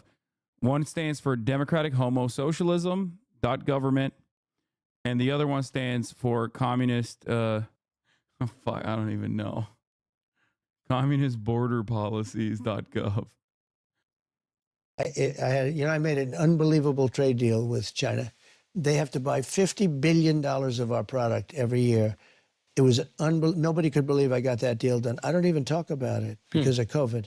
I don't even talk about it. That deal is unbelievable. And what's happened now, our farmers have been hit because Biden hasn't pressed them to honor the deal. You know, I used to, every day, Yeah, but those stats have issues because certain cities and states weren't giving info to them. Wrong. True and not true, because they're making up a majority of arrests in New York City. We're not talking about arrests. We're talking about literal fucking murder and crimes, okay? That's number one. Number two, wrong.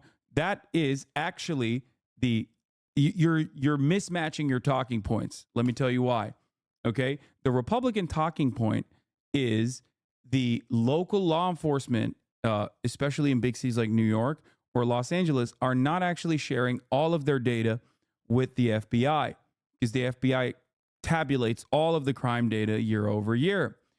This, having said that, is still false, because those departments still release their data individually. So while they're not a part of the broader database that the FBI puts forward, it's not like they're fucking hiding their crime rates, dog. You can go to the FBI website and actually find their crime rates personally by looking at individual police departments. You can still have access to their crime data. It's public. So you mistook, you are mistaken in terms of like crime data being hidden somehow. Okay. So you're wrong on that front. And this is not about immigrants anyway. Get up. How much did China buy today? Sir, I'd call them up and say, you're behind. You have to buy 50 billion. Do you think Biden does that? Biden's sleeping. Yeah. But over the last week, I have, what we talk about, funny or sad. I think it's more sad than funny. Yeah. He has one ability I don't have. Yeah. He sleeps. He can sleep. This guy goes on a beach and he lays down on one of those, 6 ounce, they weigh 6 ounces and you can't lift it. Yeah. They're meant for children, Yeah. young people, Yeah. and old people to lift. Yeah. They're aluminum, hollowed aluminum. Yeah. They weigh very little, and he can't lift. And somebody convinced him he looks good in a bathing suit. And when you're 82, typically bathing suits aren't going to make you look great. Right, You're right. not going to be enhanced. Yeah. All right? It's just one of those things. I can't be sure about.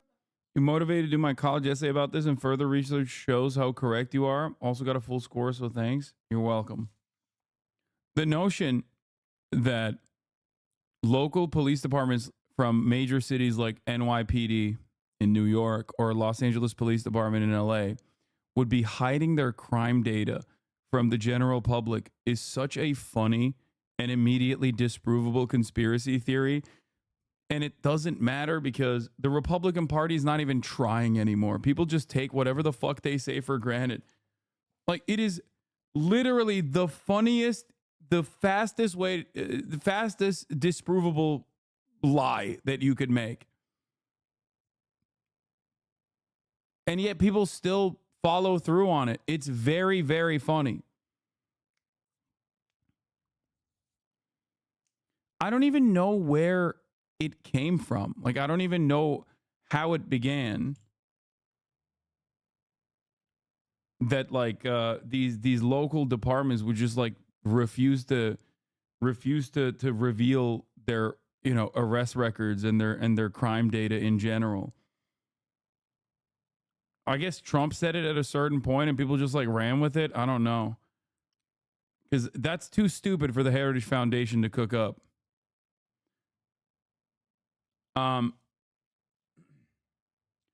Oh, did that guy respond to me, by the way? The one I responded to? My parents say it, so Fox News or other MAGA networks. It's additionally funny because like cops are 86% Republican historically. Like, cops are notoriously a monolithic voting bloc for the Republican Party. So then when you point to like Customs and Border Patrol data, okay, or you talk about like cops like hiding this information, I get it. I get saying that about doctors because they're like gay and woke, right? They are educated, which means they're probably libtards. But like, now you're just shitting on cops.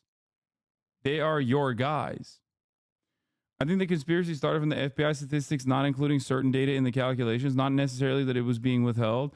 It was just a way of calculating the statistics. Of course, the nuance is lost on the hogs. Yeah, I think big cities don't reveal like demographic data of who they arrest. And that's probably what it is. That's like where this conspiracy is coming from. Yeah, crime statistics no longer include data from 30% of the country, include the biggest and most violent cities. In 2021, the FBI required police departments to report data using a new system. That year, data for about 65% of the U.S. population was covered in the FBI's annual report rather than the typical 95%. However, as a standard FBI policy, the missing data was estimated using comparable jurisdictions. In 2022, the FBI data coverage returned to 94% of the population, and the preliminary numbers for 2023 and 2024 signal that the level of police department participation should continue. The FBI's data trend lines have generally tracked the patterns in data compiled by other groups that were not affected by the FBI's methodological switch. I guess that's where it is, right? Like Trump's comments follows the FBI's June 10th release of preliminary data showing that during the first 3 months of 2024, violent crime fell 15.2%. Yeah, that's probably, I mean, he's just upset that like there's less murders happening in the country because he doesn't give a shit about anything. He's just like, damn, that kind of ruins one of my talking points. You guys fucked me up. You know? A lot of times if you hear a Republican talk about data, understand that it is most likely massaged or outright completely made up. They hate data. Okay? They hate it. They despise it. The facts don't care about your feelings. Shit is completely ridiculous. Like, here, I'll give you one example. The smart way to do this back in the day from a more competent Republican Party was to say that immigrants constitute a major burden on our social safety nets. Now, you might be thinking, how is that possible? There's evidence to point to this, actually. Billions of dollars, right? They would always say immigrants take billions of dollars in social safety nets from our public education system, yada, yada, yada. Now, the actual data for this is that the actual data for this completely proves it wrong, right? They were lying by adding the children that were natural born U.S. citizens who are American citizens, okay, into the overall burden on fucking social safety nets. That's just ridiculous. You're just saying, I don't like your parents, so I decided you're no longer American when you're constitutionally American. Get the fuck out of here. So that was the smart way to lie, which the competent Republican Party of the past would lie that way. That's how the think tanks would lie. Nowadays, the stupid way to lie is much simpler and much easier to dismiss. I don't even have to look through countless hours of data to fucking tell you why it's wrong. Back then, I used to have to actually do more research even to disprove this kind of shit. How does Trump lie? He says immigrants kill hundreds of thousands of people every year. Hundreds of thousands of Americans are killed by undocumented migrants. Directly a lie. The actual number, according to communistbuttpatrol.gov, under the banner of the Department of Homosexual Activities, the DHS.gov, is that they're responsible in the fiscal year 2024 for 24 homicides. Now, why does Donald Trump lie like this? If you ask about it a little, if you inquire a little further, he'll say, oh, they're killing with fentanyl. Every undocumented migrant is actually stabbing someone with a fentanyl pin, causing them to overdose, as though that is how they're dying. Because there are thousands and thousands of deaths over fentanyl overdose. Except that's also fucking bullshit. Because if you look at, again, the Department of Socialism numbers, the apprehensions happen at regular points of entry, and 90% of those apprehensions, drug apprehensions at the border, is American citizens. So it's not actually undocumented migrants that are responsible for the drugs flowing over the southern border. It's actually American citizens that are shipping it in. Super simple stuff. And yet Donald Trump lies about it non-fucking stop. And so do the Republicans. You make these middle school jokes for some sophisticated reason, but it gets really confusing sometimes. I'm just joking. Yeah. The Department of Homosocialism. survivorship bias, bro. The drugs apprehended are not necessarily representative of all the drugs that make it through. You're not going to do this right now. I can't tell if you're fucking with me or if you're genuinely this fucking stupid. Okay? This does not even logically make sense, okay? You cannot have a consistent supply chain relying on so many different factors, such as random undocumented migrants that are crossing the border, shoving fucking fentanyl, like the Blaines with the bullets. What? All right, let's continue with this. About that, but typically, you know, Depends what he's packing. He could. I don't know what like the hell he's packing, but I don't want to, and I don't want to know either. I don't know, but he has an ability to fall asleep while on camera. He can lie down on one of those things, and in minutes he's stone cold out. How does he do and he's it? got cameras How does because he he's the do it? president, so they have cameras on him. Yeah. And then they show him sleeping on the beach. Yeah. You'll never see me sleeping in front of camera. How do we get you better at that? Like, what can we do? How do we work on that as a country? As a country? Yeah.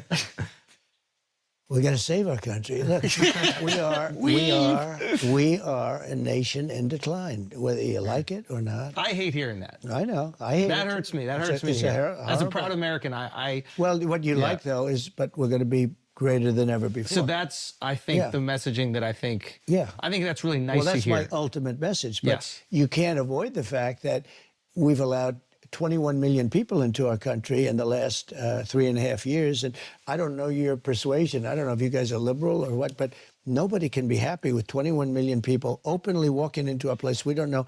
And it was released last week that 13,000 of those people are murderers. 13,099. 13,000 of those people are in prison. They're incarcerated for murder, and they let them out. I think you. This right here is just simply has, I think, a DHS letterhead. This is every undocumented migrant that is responsible for a murder over the course of like multiple decades. The number of undocumented migrants on U.S. soil is, if you believe him, 21 million. So even on that front, that doesn't, that doesn't make sense. Trump is a shining new talking point, an outrageously false claim that was ginned up by right-wing media and then embraced by the GOP nominee as an official fact. Trump then embellishes the fact with additional falsehoods. Notice how he said he's seen a list and some on it have murdered 10 people. There is no such list detailing the killings committed by 13,000 people. That's just a figment of his imagination. Sorry, chatter. Your Fitima joke is not going to be fitting in this fucking chat. Okay, I got it. You were really invested. You really, really wanted me to go, what's Fitima? But you are now permanently banned from the chat. Okay, because you spammed it way too much. Not only was it low effort, but also, ridiculous. Here's the truth. Most of these killers are in detention, not prowling the streets, and have been since before Trump was president. Exactly. On September 25th, acting ICE Director PJ Lechlitner responded to a request from Representative Tony Gonzalez, made in March for data on the number of non-citizens with criminal convictions on ICE's non-detained docket. As of July 21st, he wrote, there were 662,000 people with criminal histories, convicted or pending, not detained by ICE. In a breakdown by crime, he noted 13,000 people were convicted of homicide, were not detained by ICE. 2 days later, Gonzalez tweeted the letter, highlighting a number of killers. Americans deserve to be safe in their own communities, he wrote. His tweet was immediately interpreted by right-wing media and Trump campaign as saying these killers entered the country during the Biden administration and were on the loose and roaming the country. The letter did not say that these criminals were not in custody. The non-detained docket refers only to individuals not detained by ICE. In fact, in the same letter, Lechlitner told Gonzalez that ICE's detention capacity was 41,000 beds, showing that there was not enough space to house these criminals. As of July, 21,277 beds were occupied by convicted killers. The Supreme Court ruled in 2001 that ICE could not detain people indefinitely. So with little space available in ICE detention centers, many criminals convicted of serious crimes are shipped to another facility to serve out their terms. Some non-citizens on the non-detained docket may participate in the agency's alternatives to detention programs, which generally track people with GPS monitors and a SmartLink phone app. But murderers, understandably, would not qualify. Oh, sorry. As of July 21st, 277 beds were occupied by convicted killers. I apologize. That was, I'm just like fucking reading through it. Okay, you can't blame me for that. The way he... 277. A 2021 Biden administration memo made detention a priority for non-citizens who pose a current threat to public safety. Moreover, these non-citizens include people who entered the country legally with a long-term non-immigrant visa or earned a permanent U.S. residency but were convicted of a crime. There is no breakdown about how many of the non-detained docket entered the country illegally, but one cannot assume, as Trump does, that these are all undocumented immigrants. The answer is, the actual data, rather, is that over the course of many decades, there are 13,000 people who are now no longer documented. They might have been documented or even legal permanent residents that have done the crime of murder. This did not happen under the Biden watch. This happened over the course of many, many decades. And these people are obviously serving their fucking criminal sentence in prison. If you thought at any given moment that a fucking undocumented migrant that did a murder was released back into the streets, I can convince you of anything. Okay? There is nothing I can't convince you of. I could tell you that tomorrow China is invading America, and they told me about it, and in secret by way of TikTok messages, and you would believe it. Okay? I could tell you Mudang is a psyop to do soft power for Thailand, and you'd be like, Dad, that tracks. I believe it. It is one of the stupidest fucking things that you could ever believe. And you want to know what's sad? Even my uncle kind of believes certain aspects of this talking point. He literally thinks Gavin Newsom released 75,000 rapists and murderers into the streets of Los Angeles. And that is not only a liberal man, but a motherfucker that has a Columbia law degree. He got an undergraduate in Wharton, okay, where Trump also went to, and then followed through on his higher education pursuit and got a law degree from Columbia. That man who has committed his entire life to being a progressive spokesperson literally also thought, I don't know if he still does, but also thought that one, Venezuelan migrant gangs have overtaken a Aurora, Colorado apartment, and that Gavin Newsom literally fucking released 75,000 criminals, some of which were rapists, drug dealers, and murderers, into the fucking streets. I tell you this story because I need you to understand that you can be victim to propaganda so easily. Okay? It's very simple. Before you know it, if you lean on that reactionary dog in you, that part of your brain that says, this sounds like a real thing, and you don't follow through on that pursuit by researching the subject matter, or rather, if you research subject matter and your research is Facebook memes, you too can be swept away by reactionary sentiment. The data in this letter is being misrepresented, said the Department of Homosexual Sex. Wow. The woke police at the Department of Homosocialism openly came out against this fucking letter. That didn't stop the Republicans from portraying this letter in a ridiculous manner. In a ridiculous manner at all. They did not stop. They kept saying it. Trump just said it in front of Andrew Schultz. The data goes back decades. It includes individuals who entered the country over the past 40 years or more, the vast majority of whose custody determination was made long before this administration. It also includes many who are under the jurisdiction or currently incarcerated by federal, state, or local law enforcement partners. I'm sorry. I hate to say this about your uncles and your aunts and your parents or your friends, but if you or anyone you know legitimately thought that in the United States of America, someone who was previously a legal permanent resident or an undocumented immigrant that entered the country illegally did a heinous crime such as a murder, and then the American government went, go right ahead, sir. We can't prosecute you. We can't detain you. You are the biggest fucking idiot on the planet, okay? That's it. There is no other way that I can have a conversation with you. I need you to understand. Anyone that believes this is so fucking stupid. Just lie to them. The only people that get to do that is Israel and some Gulf monarch family members. That's it. That's it. Those are the only, you're not making much sense, to be honest. I'm not making sense. You think that the American government is letting undocumented migrants who have done homicides out into the fucking streets? Like, undocumented migrants are some of the poorest people. Probably. Oh my God. Oh my God. Oh my God.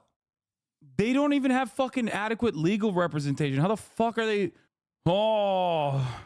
So therefore commit the most crime, you dipshit? Probably legal system. Dude, you have the working intelligence of a potato. Okay? You are barely sentient, dude. You're just saying things that you think sound smart now. This is incredible. Bro says source, legal system. The American government routinely executes people that are declared innocent after the fact. The American government does this extrajudicial killing by way of the police force, and it often does it in its criminal justice system, like the case in Missouri. You think that same exact criminal justice system is letting criminals go because they're undocumented? That is insane. We have an unimaginably reactionary white supremacist criminal justice system. One guide by a troll. As a person who used to work on asylum cases, y'all have no idea how quickly and how much money the U.S. spends on deporting people expediently? Yes. This is a good question. Ask them what would be the benefit in their logic. Yeah, that's just a fun experience for us, though. I do want to ask that to the next Trump supporter. They're probably going to say, like, because they want to kill white people or something. I don't know. They want their votes. At least this guy said, you right. When undocumented immigrants commit crimes, they get an ICE detainer. So either they go to jail, then get deported, or just get deported. No, usually they just go to jail, okay? Because there's no clear indication that you're going to stop them from entering the country illegally again. So no, they just go to jail usually. They'll get deported after they're done serving their sentence. It's so crazy, man. It's crazy. It's a crazy fucking thing. Let's see what else support on this, though. I think everybody, Tremendous support, regardless. I think I'll let you know. I'll let you know on November 6th. Yeah, if I have support. Yeah, but the day after the election. I don't think November there's 5th, the most important day. Yeah, no, I think people are agreeing they want a strong border. And I think I don't think that's an issue that's like tearing the country apart. But I do think that there is something there are some people that want to open, and they're either. But they're like politicians that are getting some sort of reinforcement through this. The average American, I don't think, is going, we need an open board. Yeah. I think only a person that hates our country, actually, maybe it's a down deep hatred, can want open borders. So we took in more than 21 million people in the last 3.5 years, and we have no idea where they even come from. They're terrorists, they're drug dealers. You know, in Venezuela, and it's not just South America, but take Venezuela. Venezuela. He's going to start saying Venezuela is no more crime. Venezuela, no more crime. Maduro. He's erased crime. How? By sending all the criminals to America, which I allowed by doing TPS to Venezuelan migrants. I ruined their economy with sanctions.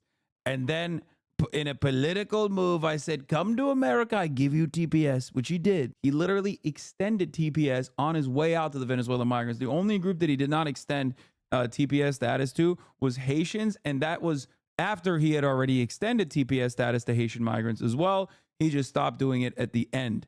That's it. TPS means temporary protected status, which means if you are an asylum seeker, your claim will be heard expeditiously, and you will have the proper paperwork to be able to fucking work inside of the U.S. Borders. So why does no one bring this up when he's going on his rants? Because a lot of people are fucking dumb, dude. That's it. A lot of people don't know what the truth is, and a lot of people don't fucking give a shit. And the Democratic Party is completely captive to this right-wing framing on the subject matter because they saw one fucking poll that said Americans want to kill migrants. And they immediately were like, oh my God, we have to do 30% less migrant murder, but we have to do migrant murder. Like, we just have to do it. That's it. That's literally it. That's the real reason. If you want to understand it, that is where this is coming from. And also, Andrew Schultz doesn't know any of this shit. Of course, he's not going to fucking push back. What do you mean? If Ro Khanna was shocked about some of the fucking immigration data that I delivered to him in person at the DNC, then I don't fucking expect Andrew Schultz to be like, actually, sir, what you're saying here is untrue. Venezuela. They've taken their criminals off the streets of Caracas, which was a very dangerous city. You couldn't walk across the street in Caracas and get a loaf of bread. Right now, it's a safe city. Their crime is down 72%.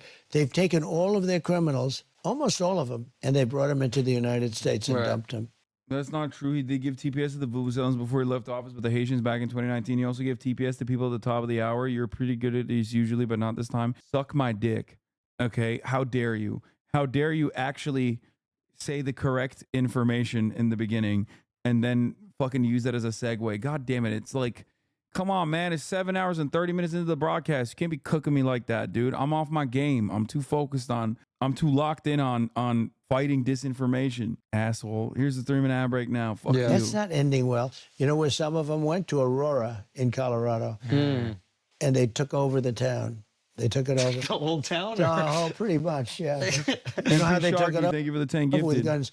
If they went into the real estate business, like me, I had to go to a bank and borrow. Yeah. They went in with guns. MK-47s, or they went in with... Another thing I'm like incredibly annoyed by, all the fucking like supposed liberal assholes that played a significant role in the fucking tar and feathering campaign that I've been receiving since like Russia invaded Ukraine, is that created so much fucking resentment, and that gave so much more ammunition to these fucking right-wing Nazi accounts on Twitter to use their talking points against me on a regular basis, which now means these people like Andrew Schultz and so many others that are supposedly centrist but like literally see shit on Twitter and get their notes from that also think I'm not like a fucking credible source of information. So you, if you truly did care about fucking fighting against disinformation, have officially cooked one fucking outlet in the minds of anyone that goes on Twitter. You did that. You played a big role in that, but the reality is you don't give a shit about misinformation anyway. You just are usually just a person with deep animosity. They went in Would have with been so much easier. weapons like nobody's ever seen before. You know, I think most people they are went on in with board. military-style weapons. They've taken it over. But I think most people are on board with deporting any illegal that has committed a crime. Yeah. Like, I think there's bipartisan support of that. I think the tricky thing comes, and honestly, I have empathy. Like, you're a business owner. Yeah. There's been people, I'm not trying to out you, but like there's been people I'm sure that might not have had like legal citizenship that have maybe worked in various businesses. that's true. And it's like, you know, I've definitely been taken care of as a kid by people that weren't legal, babysitters and stuff. So there are people that maybe would like a path to citizenship that I have a lot of empathy for. You have to start with the criminals. Agreed. Okay, look. But I have to say, maybe we can. It's very tough. Maybe we can open our hearts a little bit to the people who agree. are trying to be, you know, good, hardworking Americans. And you know what's going to happen? You're going to be in the midst of this. Now, you know, Dwight Eisenhower was sort of a moderate, General Eisenhower. Did you know? Bro, he's about to say the most unhinged shit that Dwight Eisenhower did that he loves, the Bracero program. Oh, that they had 8% generals, president of the United States. 8% were generals, 92% were politicians. And then you had Trump. See, that's a weave. You know, we go off at just I for a like second. that. Because now, like, where we weave into, I'm into this. No, think of it, because we're talking about generals, and then you get back onto the general. There you Because go. what I was going to say is that Eisenhower I like the is a play-by-play moderate. for the week. No, it's good, though. Isn't it great? We go into it. We mention Eisenhower, and then I say he was a general, 8% generals, 92%, and now you go back, okay? It's part of the weave, you know? Then you go back. No, you got to keep it all together. You got to be sharp. If you're not sharp, you're dead. Think of it. No, but think of it. So we have 92% and 8%. Nobody, no admirals, and no business people until me. So now we have me. I'm one. Yeah. So I'm. And then maybe things change after that. Here's. No, I think it will change. There'll never be another business person that ever does this. Okay, here's a because question. I've been treated so badly that I think that no person of success. Don't forget, my whole life was deals. Most guys are stiffs. Yes. Like they'll run for office. There's no deal. There's no nothing. You can't get yourself in trouble much. Yeah. You can be a crooked politician, which some are. Yeah. But basically, I do so many deals. I do hundreds of thousands of pages of documents a year. You know, when I'm really in the mood, right? Yeah. And if they find one page, I got myself a problem politically. Yeah. Okay. Look at it. They went after me for years on taxes. Yeah. Years. Yeah. They went to the United States Supreme Court. I gave them tens of thousands of pages, and you never heard about it again. Well, that is what often happens, which is probably incredibly frustrating. Yeah, rich people never successfully fucking launch a mountain of paperwork against underfunded government agencies, especially when it comes to like tax stuff. The entire system is designed in a way for a real estate magnate to be able to fucking skirt any responsibility. Get the fuck out of here, dude. Also, I thought we were talking about Eisenhower. Frustrating, which is lobbing an Well, that's the allegation, problem, and then when it's proven to be false, they just move on. Oh, they don't It's even kinda write quiet. about it. I called the New York Times on something. I was right, and they The said, Russian "Are thing you was- going to do?" was wild, Yeah, like- the Russian hoax. Yeah. Well, I'm suing Pulitzer. You know. The way I know Donald Trump's talking points better than him is kind of funny. The reason why he brought up Eisenhower was because he was going to talk about the Bracero program and how he was seen as a moderate and he deported 1.6 million Mexicans and everybody loved it. That's why he was going to say it. But because his brain is fucking scrambled and fried, that he just like doesn't even know what his talking points are. And he just jumped over the talking point and started talking about like, my administration does deals. I'm doing so many deals. Don't know this. They got a Pulitzer Prize for their New York the Times, hoax? Washington wow. Post. Yeah, for the Wow. hoax. They got the Pulitzer Prize. Yeah. So the writers got Pulitzer Prizes for their brilliant coverage of the Russia hoax. Interesting. But it turned out to be right. So Yeah. we wrote a letter to the Pulitzer Prize, Yeah. right? You know, the committee, it's a big foundation. Yeah. And we said, it's a lawsuit that's going on right Yeah. now. And we said, we demand that you take back the Pulitzer Prizes. We demand a apology. Yeah. Because you're actually, by leaving them, you're sort of saying it happened, and it didn't happen. Everybody now is Yeah, you're giving it rewarding up. the lie. Yeah. So I sued them. They said, well, we did what we did. We're not, okay, Yeah. that's okay. That's all right. So I sued them. And they've got themselves a big problem now. Yeah. And this suit's moving along, and I think we're going to win that suit easily. Because they gave people Pulitzer Prizes that were wrong. Yeah. You know who should get the Pulitzer Prizes equivalent, if you could? Guys like Sean Hannity. Yeah. Guys like, that there were numerous of them that, I mean, not as many as the fake news, as the very liberal media, but we had tremendous John Solomon. He's a great writer. So many people knew that was a hoax. They should get prizes. I don't know, Pulitzer Prize, because you don't give Pulitzer Prizes to a guy on television. Yeah. You can't get, in theory, a Pulitzer Prize. Yeah. Yeah. But you had a lot of people that got that right. They got nothing. So we sued Pulitzer on the basis that they should absolutely take that prize back. And I said, by not taking it back, you're trying to say that it actually happened. In a way, Yeah. I'm saying you're defaming me because by you Yeah, I not think taking those there's prizes back, justification. you're actually saying it happened. Take a break for a second because some of y'all need to upgrade your wallet. Some of y'all don't because last year you scooped up the Flagrant Extra wallet. Okay, we collect. Bro, the amount, what the fuck? The amount of ads, bro. They're weaving in all these ads in between the bobbing and weaving from Trump. Because I know we have a limited time, but important thing. Like, How are we doing so far? you're doing great. You're doing amazing. Not They're bad. making us A wrap up. little We want bit. you for Yeah, longer. yeah, yeah. No, this is great. I'll bet it's my people. I do have other things, but I know you're busy, this but is, we're how interesting is this stuff? see, this is the fun You know, stuff. he's Yeah. Alex he's is an a good influencer. kid. Yeah, he's yeah. a good kid. You know, I asked him. I said, Alex, let me ask you a question. Sure. And I wasn't even Oh, you're thinking not to you're not myself. telling him he's got I time said, now. give him a little more time. What the hell? Can I override Alex? I don't know. Yeah. Unlike Biden, he can't. I can. I can do it. I can say, Alex, I'm doing it. He'll say, thank you, sir. No, Biden can't. They turn the cameras off with this guy. Do you ever see it? The cameras are off. The lights go off everywhere. Because you see, he's in deep trouble. We're in no trouble. Yeah. But I'll tell you what. I asked Alex. He's an influencer. You know, he's a big name influencer. I don't know if he's in this league. I don't know who the hell knows. But I said to him, knowing nothing about influencers, I said, who is the biggest of all the influencers? Sir, that's the easiest question you've ever asked me. Who is it? You, sir. It's true. I said, really? I never thought of it. He said, you're the biggest. You have hundreds of millions of people. You have more people than anybody else by far. You know, before they took away, I went from having 280 million on Facebook and Twitter and Instagram. The three of them combined, 280. I think I was number one because Zuckerberg told me that. He came to the White House.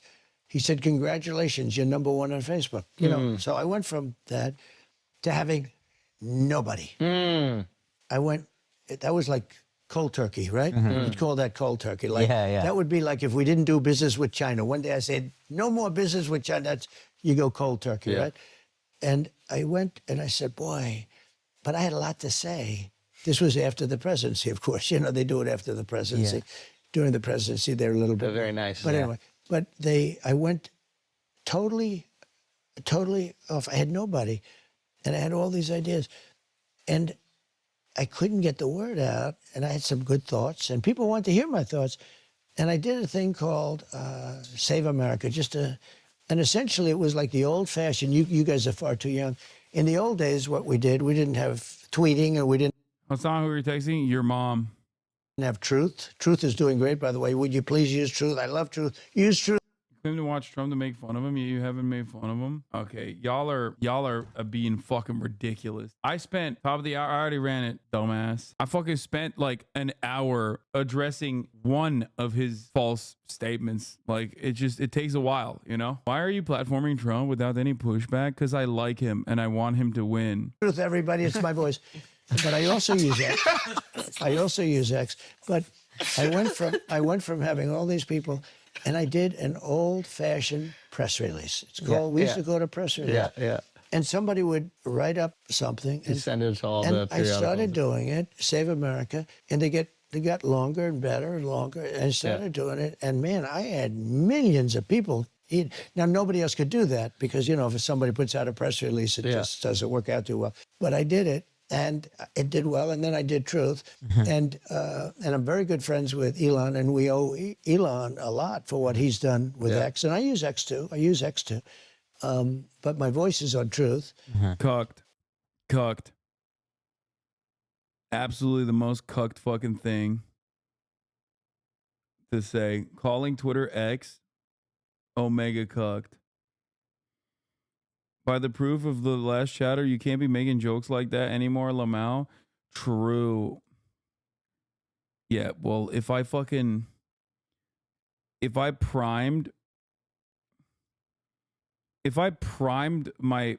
jokes and my sentiment to like the most insane person, then this would be a much more boring broadcast. And it's done really well. I mean, if I want to get something out, I put it on Truth, and everybody picks it up. You know, that's the thing. You put it there, and then you see other people. It's picked up all over the place. It's picked up. I mean, I could be on anything I want. I put it out on Truth, and it just gets picked up all over the place. So it's been very good. But he said I was the #1 influencer. See? The weave. The weave is great. Okay, question. Okay. You've got your son, Barron. Do you think I'm the #1 influencer?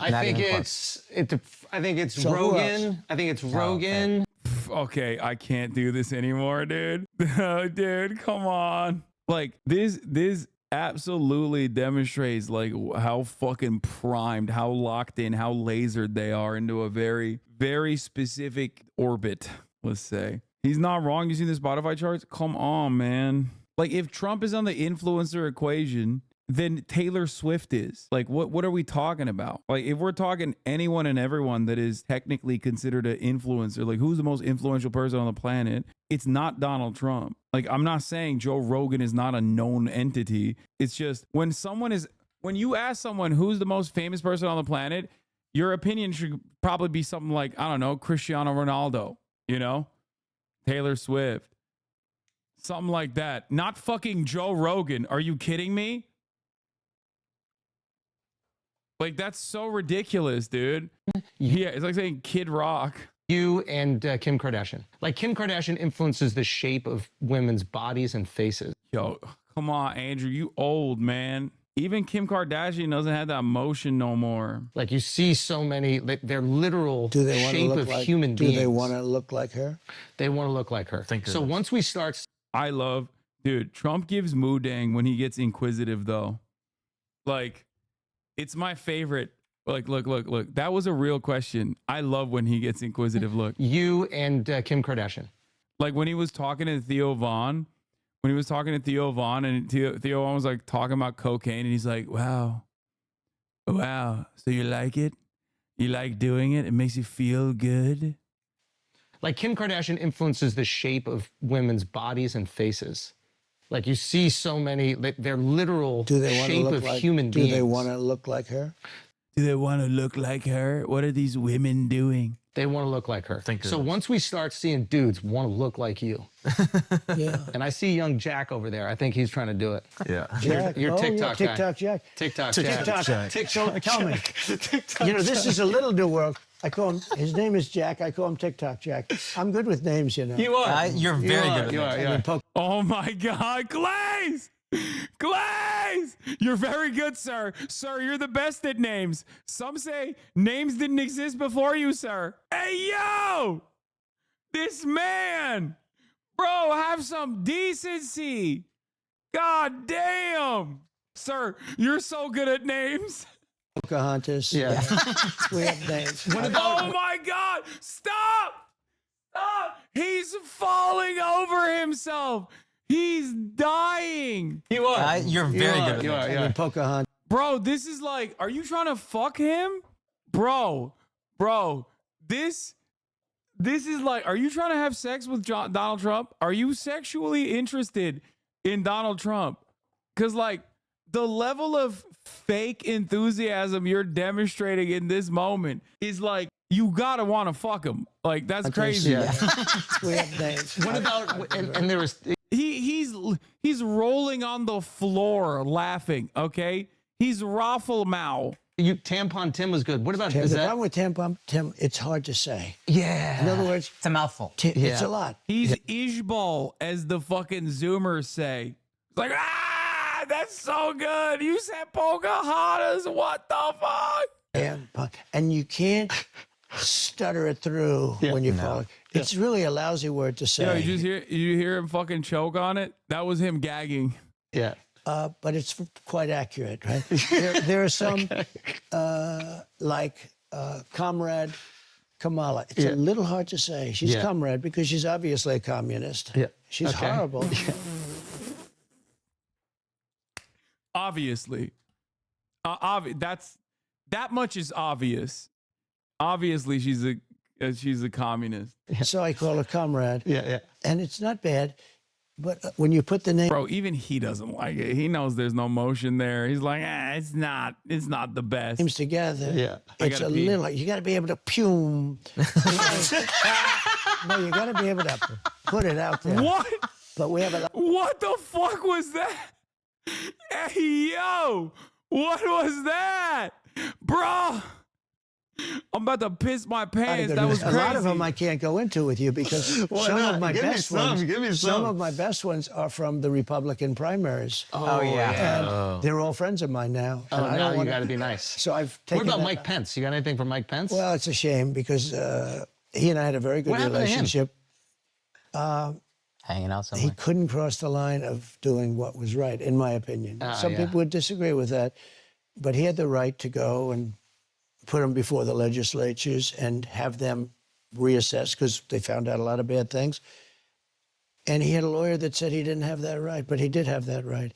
And you know why we found out that that was true? Because they changed the law after the election so that he couldn't do what I said he could do. Yeah. Okay? They changed the law so that a vice president could no longer do what I said he could do. So, in other words, I turned out to be right. But it's a shame. We had a very good relationship for 99.9% of the thing. Yeah. And, you know, I think he's a good man. I mean, I think he's a good that's man. good. Unfortunately, I wish he would have had the stamina, maybe courage, maybe both, to go further. Because we have to have honest elections in our country. And if we're afraid to challenge an election, we're in big trouble, you know? They say, if you challenge, they've challenged elections. The Democrats, look at Maxine Waters. How dare that? You I'm know, not going back. they've challenged Stacey Abrams. Yeah. Almost all of the Democrats challenged. Yeah. But when we challenge, they say, he's a threat to democracy. Yeah. These are con artists, and they're very bad for our country. Yeah. So I'm going to weed them out. I'm going to weed them out. I'll do it in honor of you. Okay, so tell me this. So tell me this situation. Okay, Barron is 18. He's handsome. He's tall. Yeah. He's rich. He's got the whole ball game. He's That kid. unleashed in New York City. That's- Are you sure you want to reverse Roe v. Wade now? I mean, maybe give him a few years, you know. Well, get you know, his- it's up to the states now. It's up to the states Yeah. because I believe in exceptions and all of the different things. You've been vocal about that. I've been very. Would well, you try to? no, Oh, come on. Bro, Jesus Christ. Okay, you don't have to help him, dog. Jesus Christ. I guess he can. His audience is probably like 98% male. I mean, I think a lot of people agree with me. Yeah. You know, it was very. No one. It's the one thing that is a major loser for you, dude. It is crazy. It's like he knows it's the one issue he hasn't been able to like expertly communicate out of. Ain't nobody agrees with you on this. Nobody. Very, very strong, very, very tough. And Republicans were going to lose a lot of elections having to do with a lot of other things, too, because there are many issues. We have the border, we have this, we have wars, we have everything. Yeah. And Roe v. Wade was always about getting it back to the states. Yeah. And then people started talking about the number of weeks and this, that, all these. But nobody wanted, no legal scholar, no Democrat, no Republican, liberal, conservative. Nobody wanted it in the federal government. It shouldn't be in the. Okay, by the way, this is giving Kamala a little bit. Like, this is bot behavior. Every single talking point so far, with the exceptions of like him going pew, has been just the same exact shit that he said at the debate. Speak for your fucking self, bro. No, I mean, there's like moments in there where the human jumps out. But like, he's just been saying the same shit during the debate, during his speeches. I would say that his Theo Von interview was significantly better than this. No, dude, now you need the pills. No, like all of the important notes that he hits on are identical. He's even he's fucking talking to Andrew Schultz about how every legal scholar agreed with him on Roe v. Wade. Like, that's ridiculous. That's, first of all, like, you don't even need to bring that shit up, honestly, because it's fucking bullshit. But like, why are you bringing it up in this situation? The federal government. And the legal scholars, it was abhorrent. They didn't want it, and they didn't want it in the federal government. They didn't want it, and they didn't want it. Now, and it was in the federal government. I know you said, sorry. What we did is, we moved it back to the states and a vote. Bro, this also kind of sucks because it's like, I think his motion is, I think his motion is gone a little bit, but like, you got to throw a wrench in this. You have to, in order to make this more entertaining, you got to like sometimes be a little bit more adversarial, because like, otherwise you're just letting an old man drone on and on and on, and it's boring. Keep him on his tippy toes. That's why Donald Trump has to come on the broadcast, honestly. That's what I think. He has to come on the broadcast so he can fucking, so he can make some content. You kind of did, but you missed it. Did what? All right, I'm fucking tired, dude. You really want him in your house? No, I'll do it somewhere else. I'm done. This was too much for me. Okay. Now that Barron is at Now that Barron is at NYU, maybe we can get him on. His attitude is going to shift dramatically. Barron's about to become a fucking they, them, non-binary septum ring wearing English queer lit major.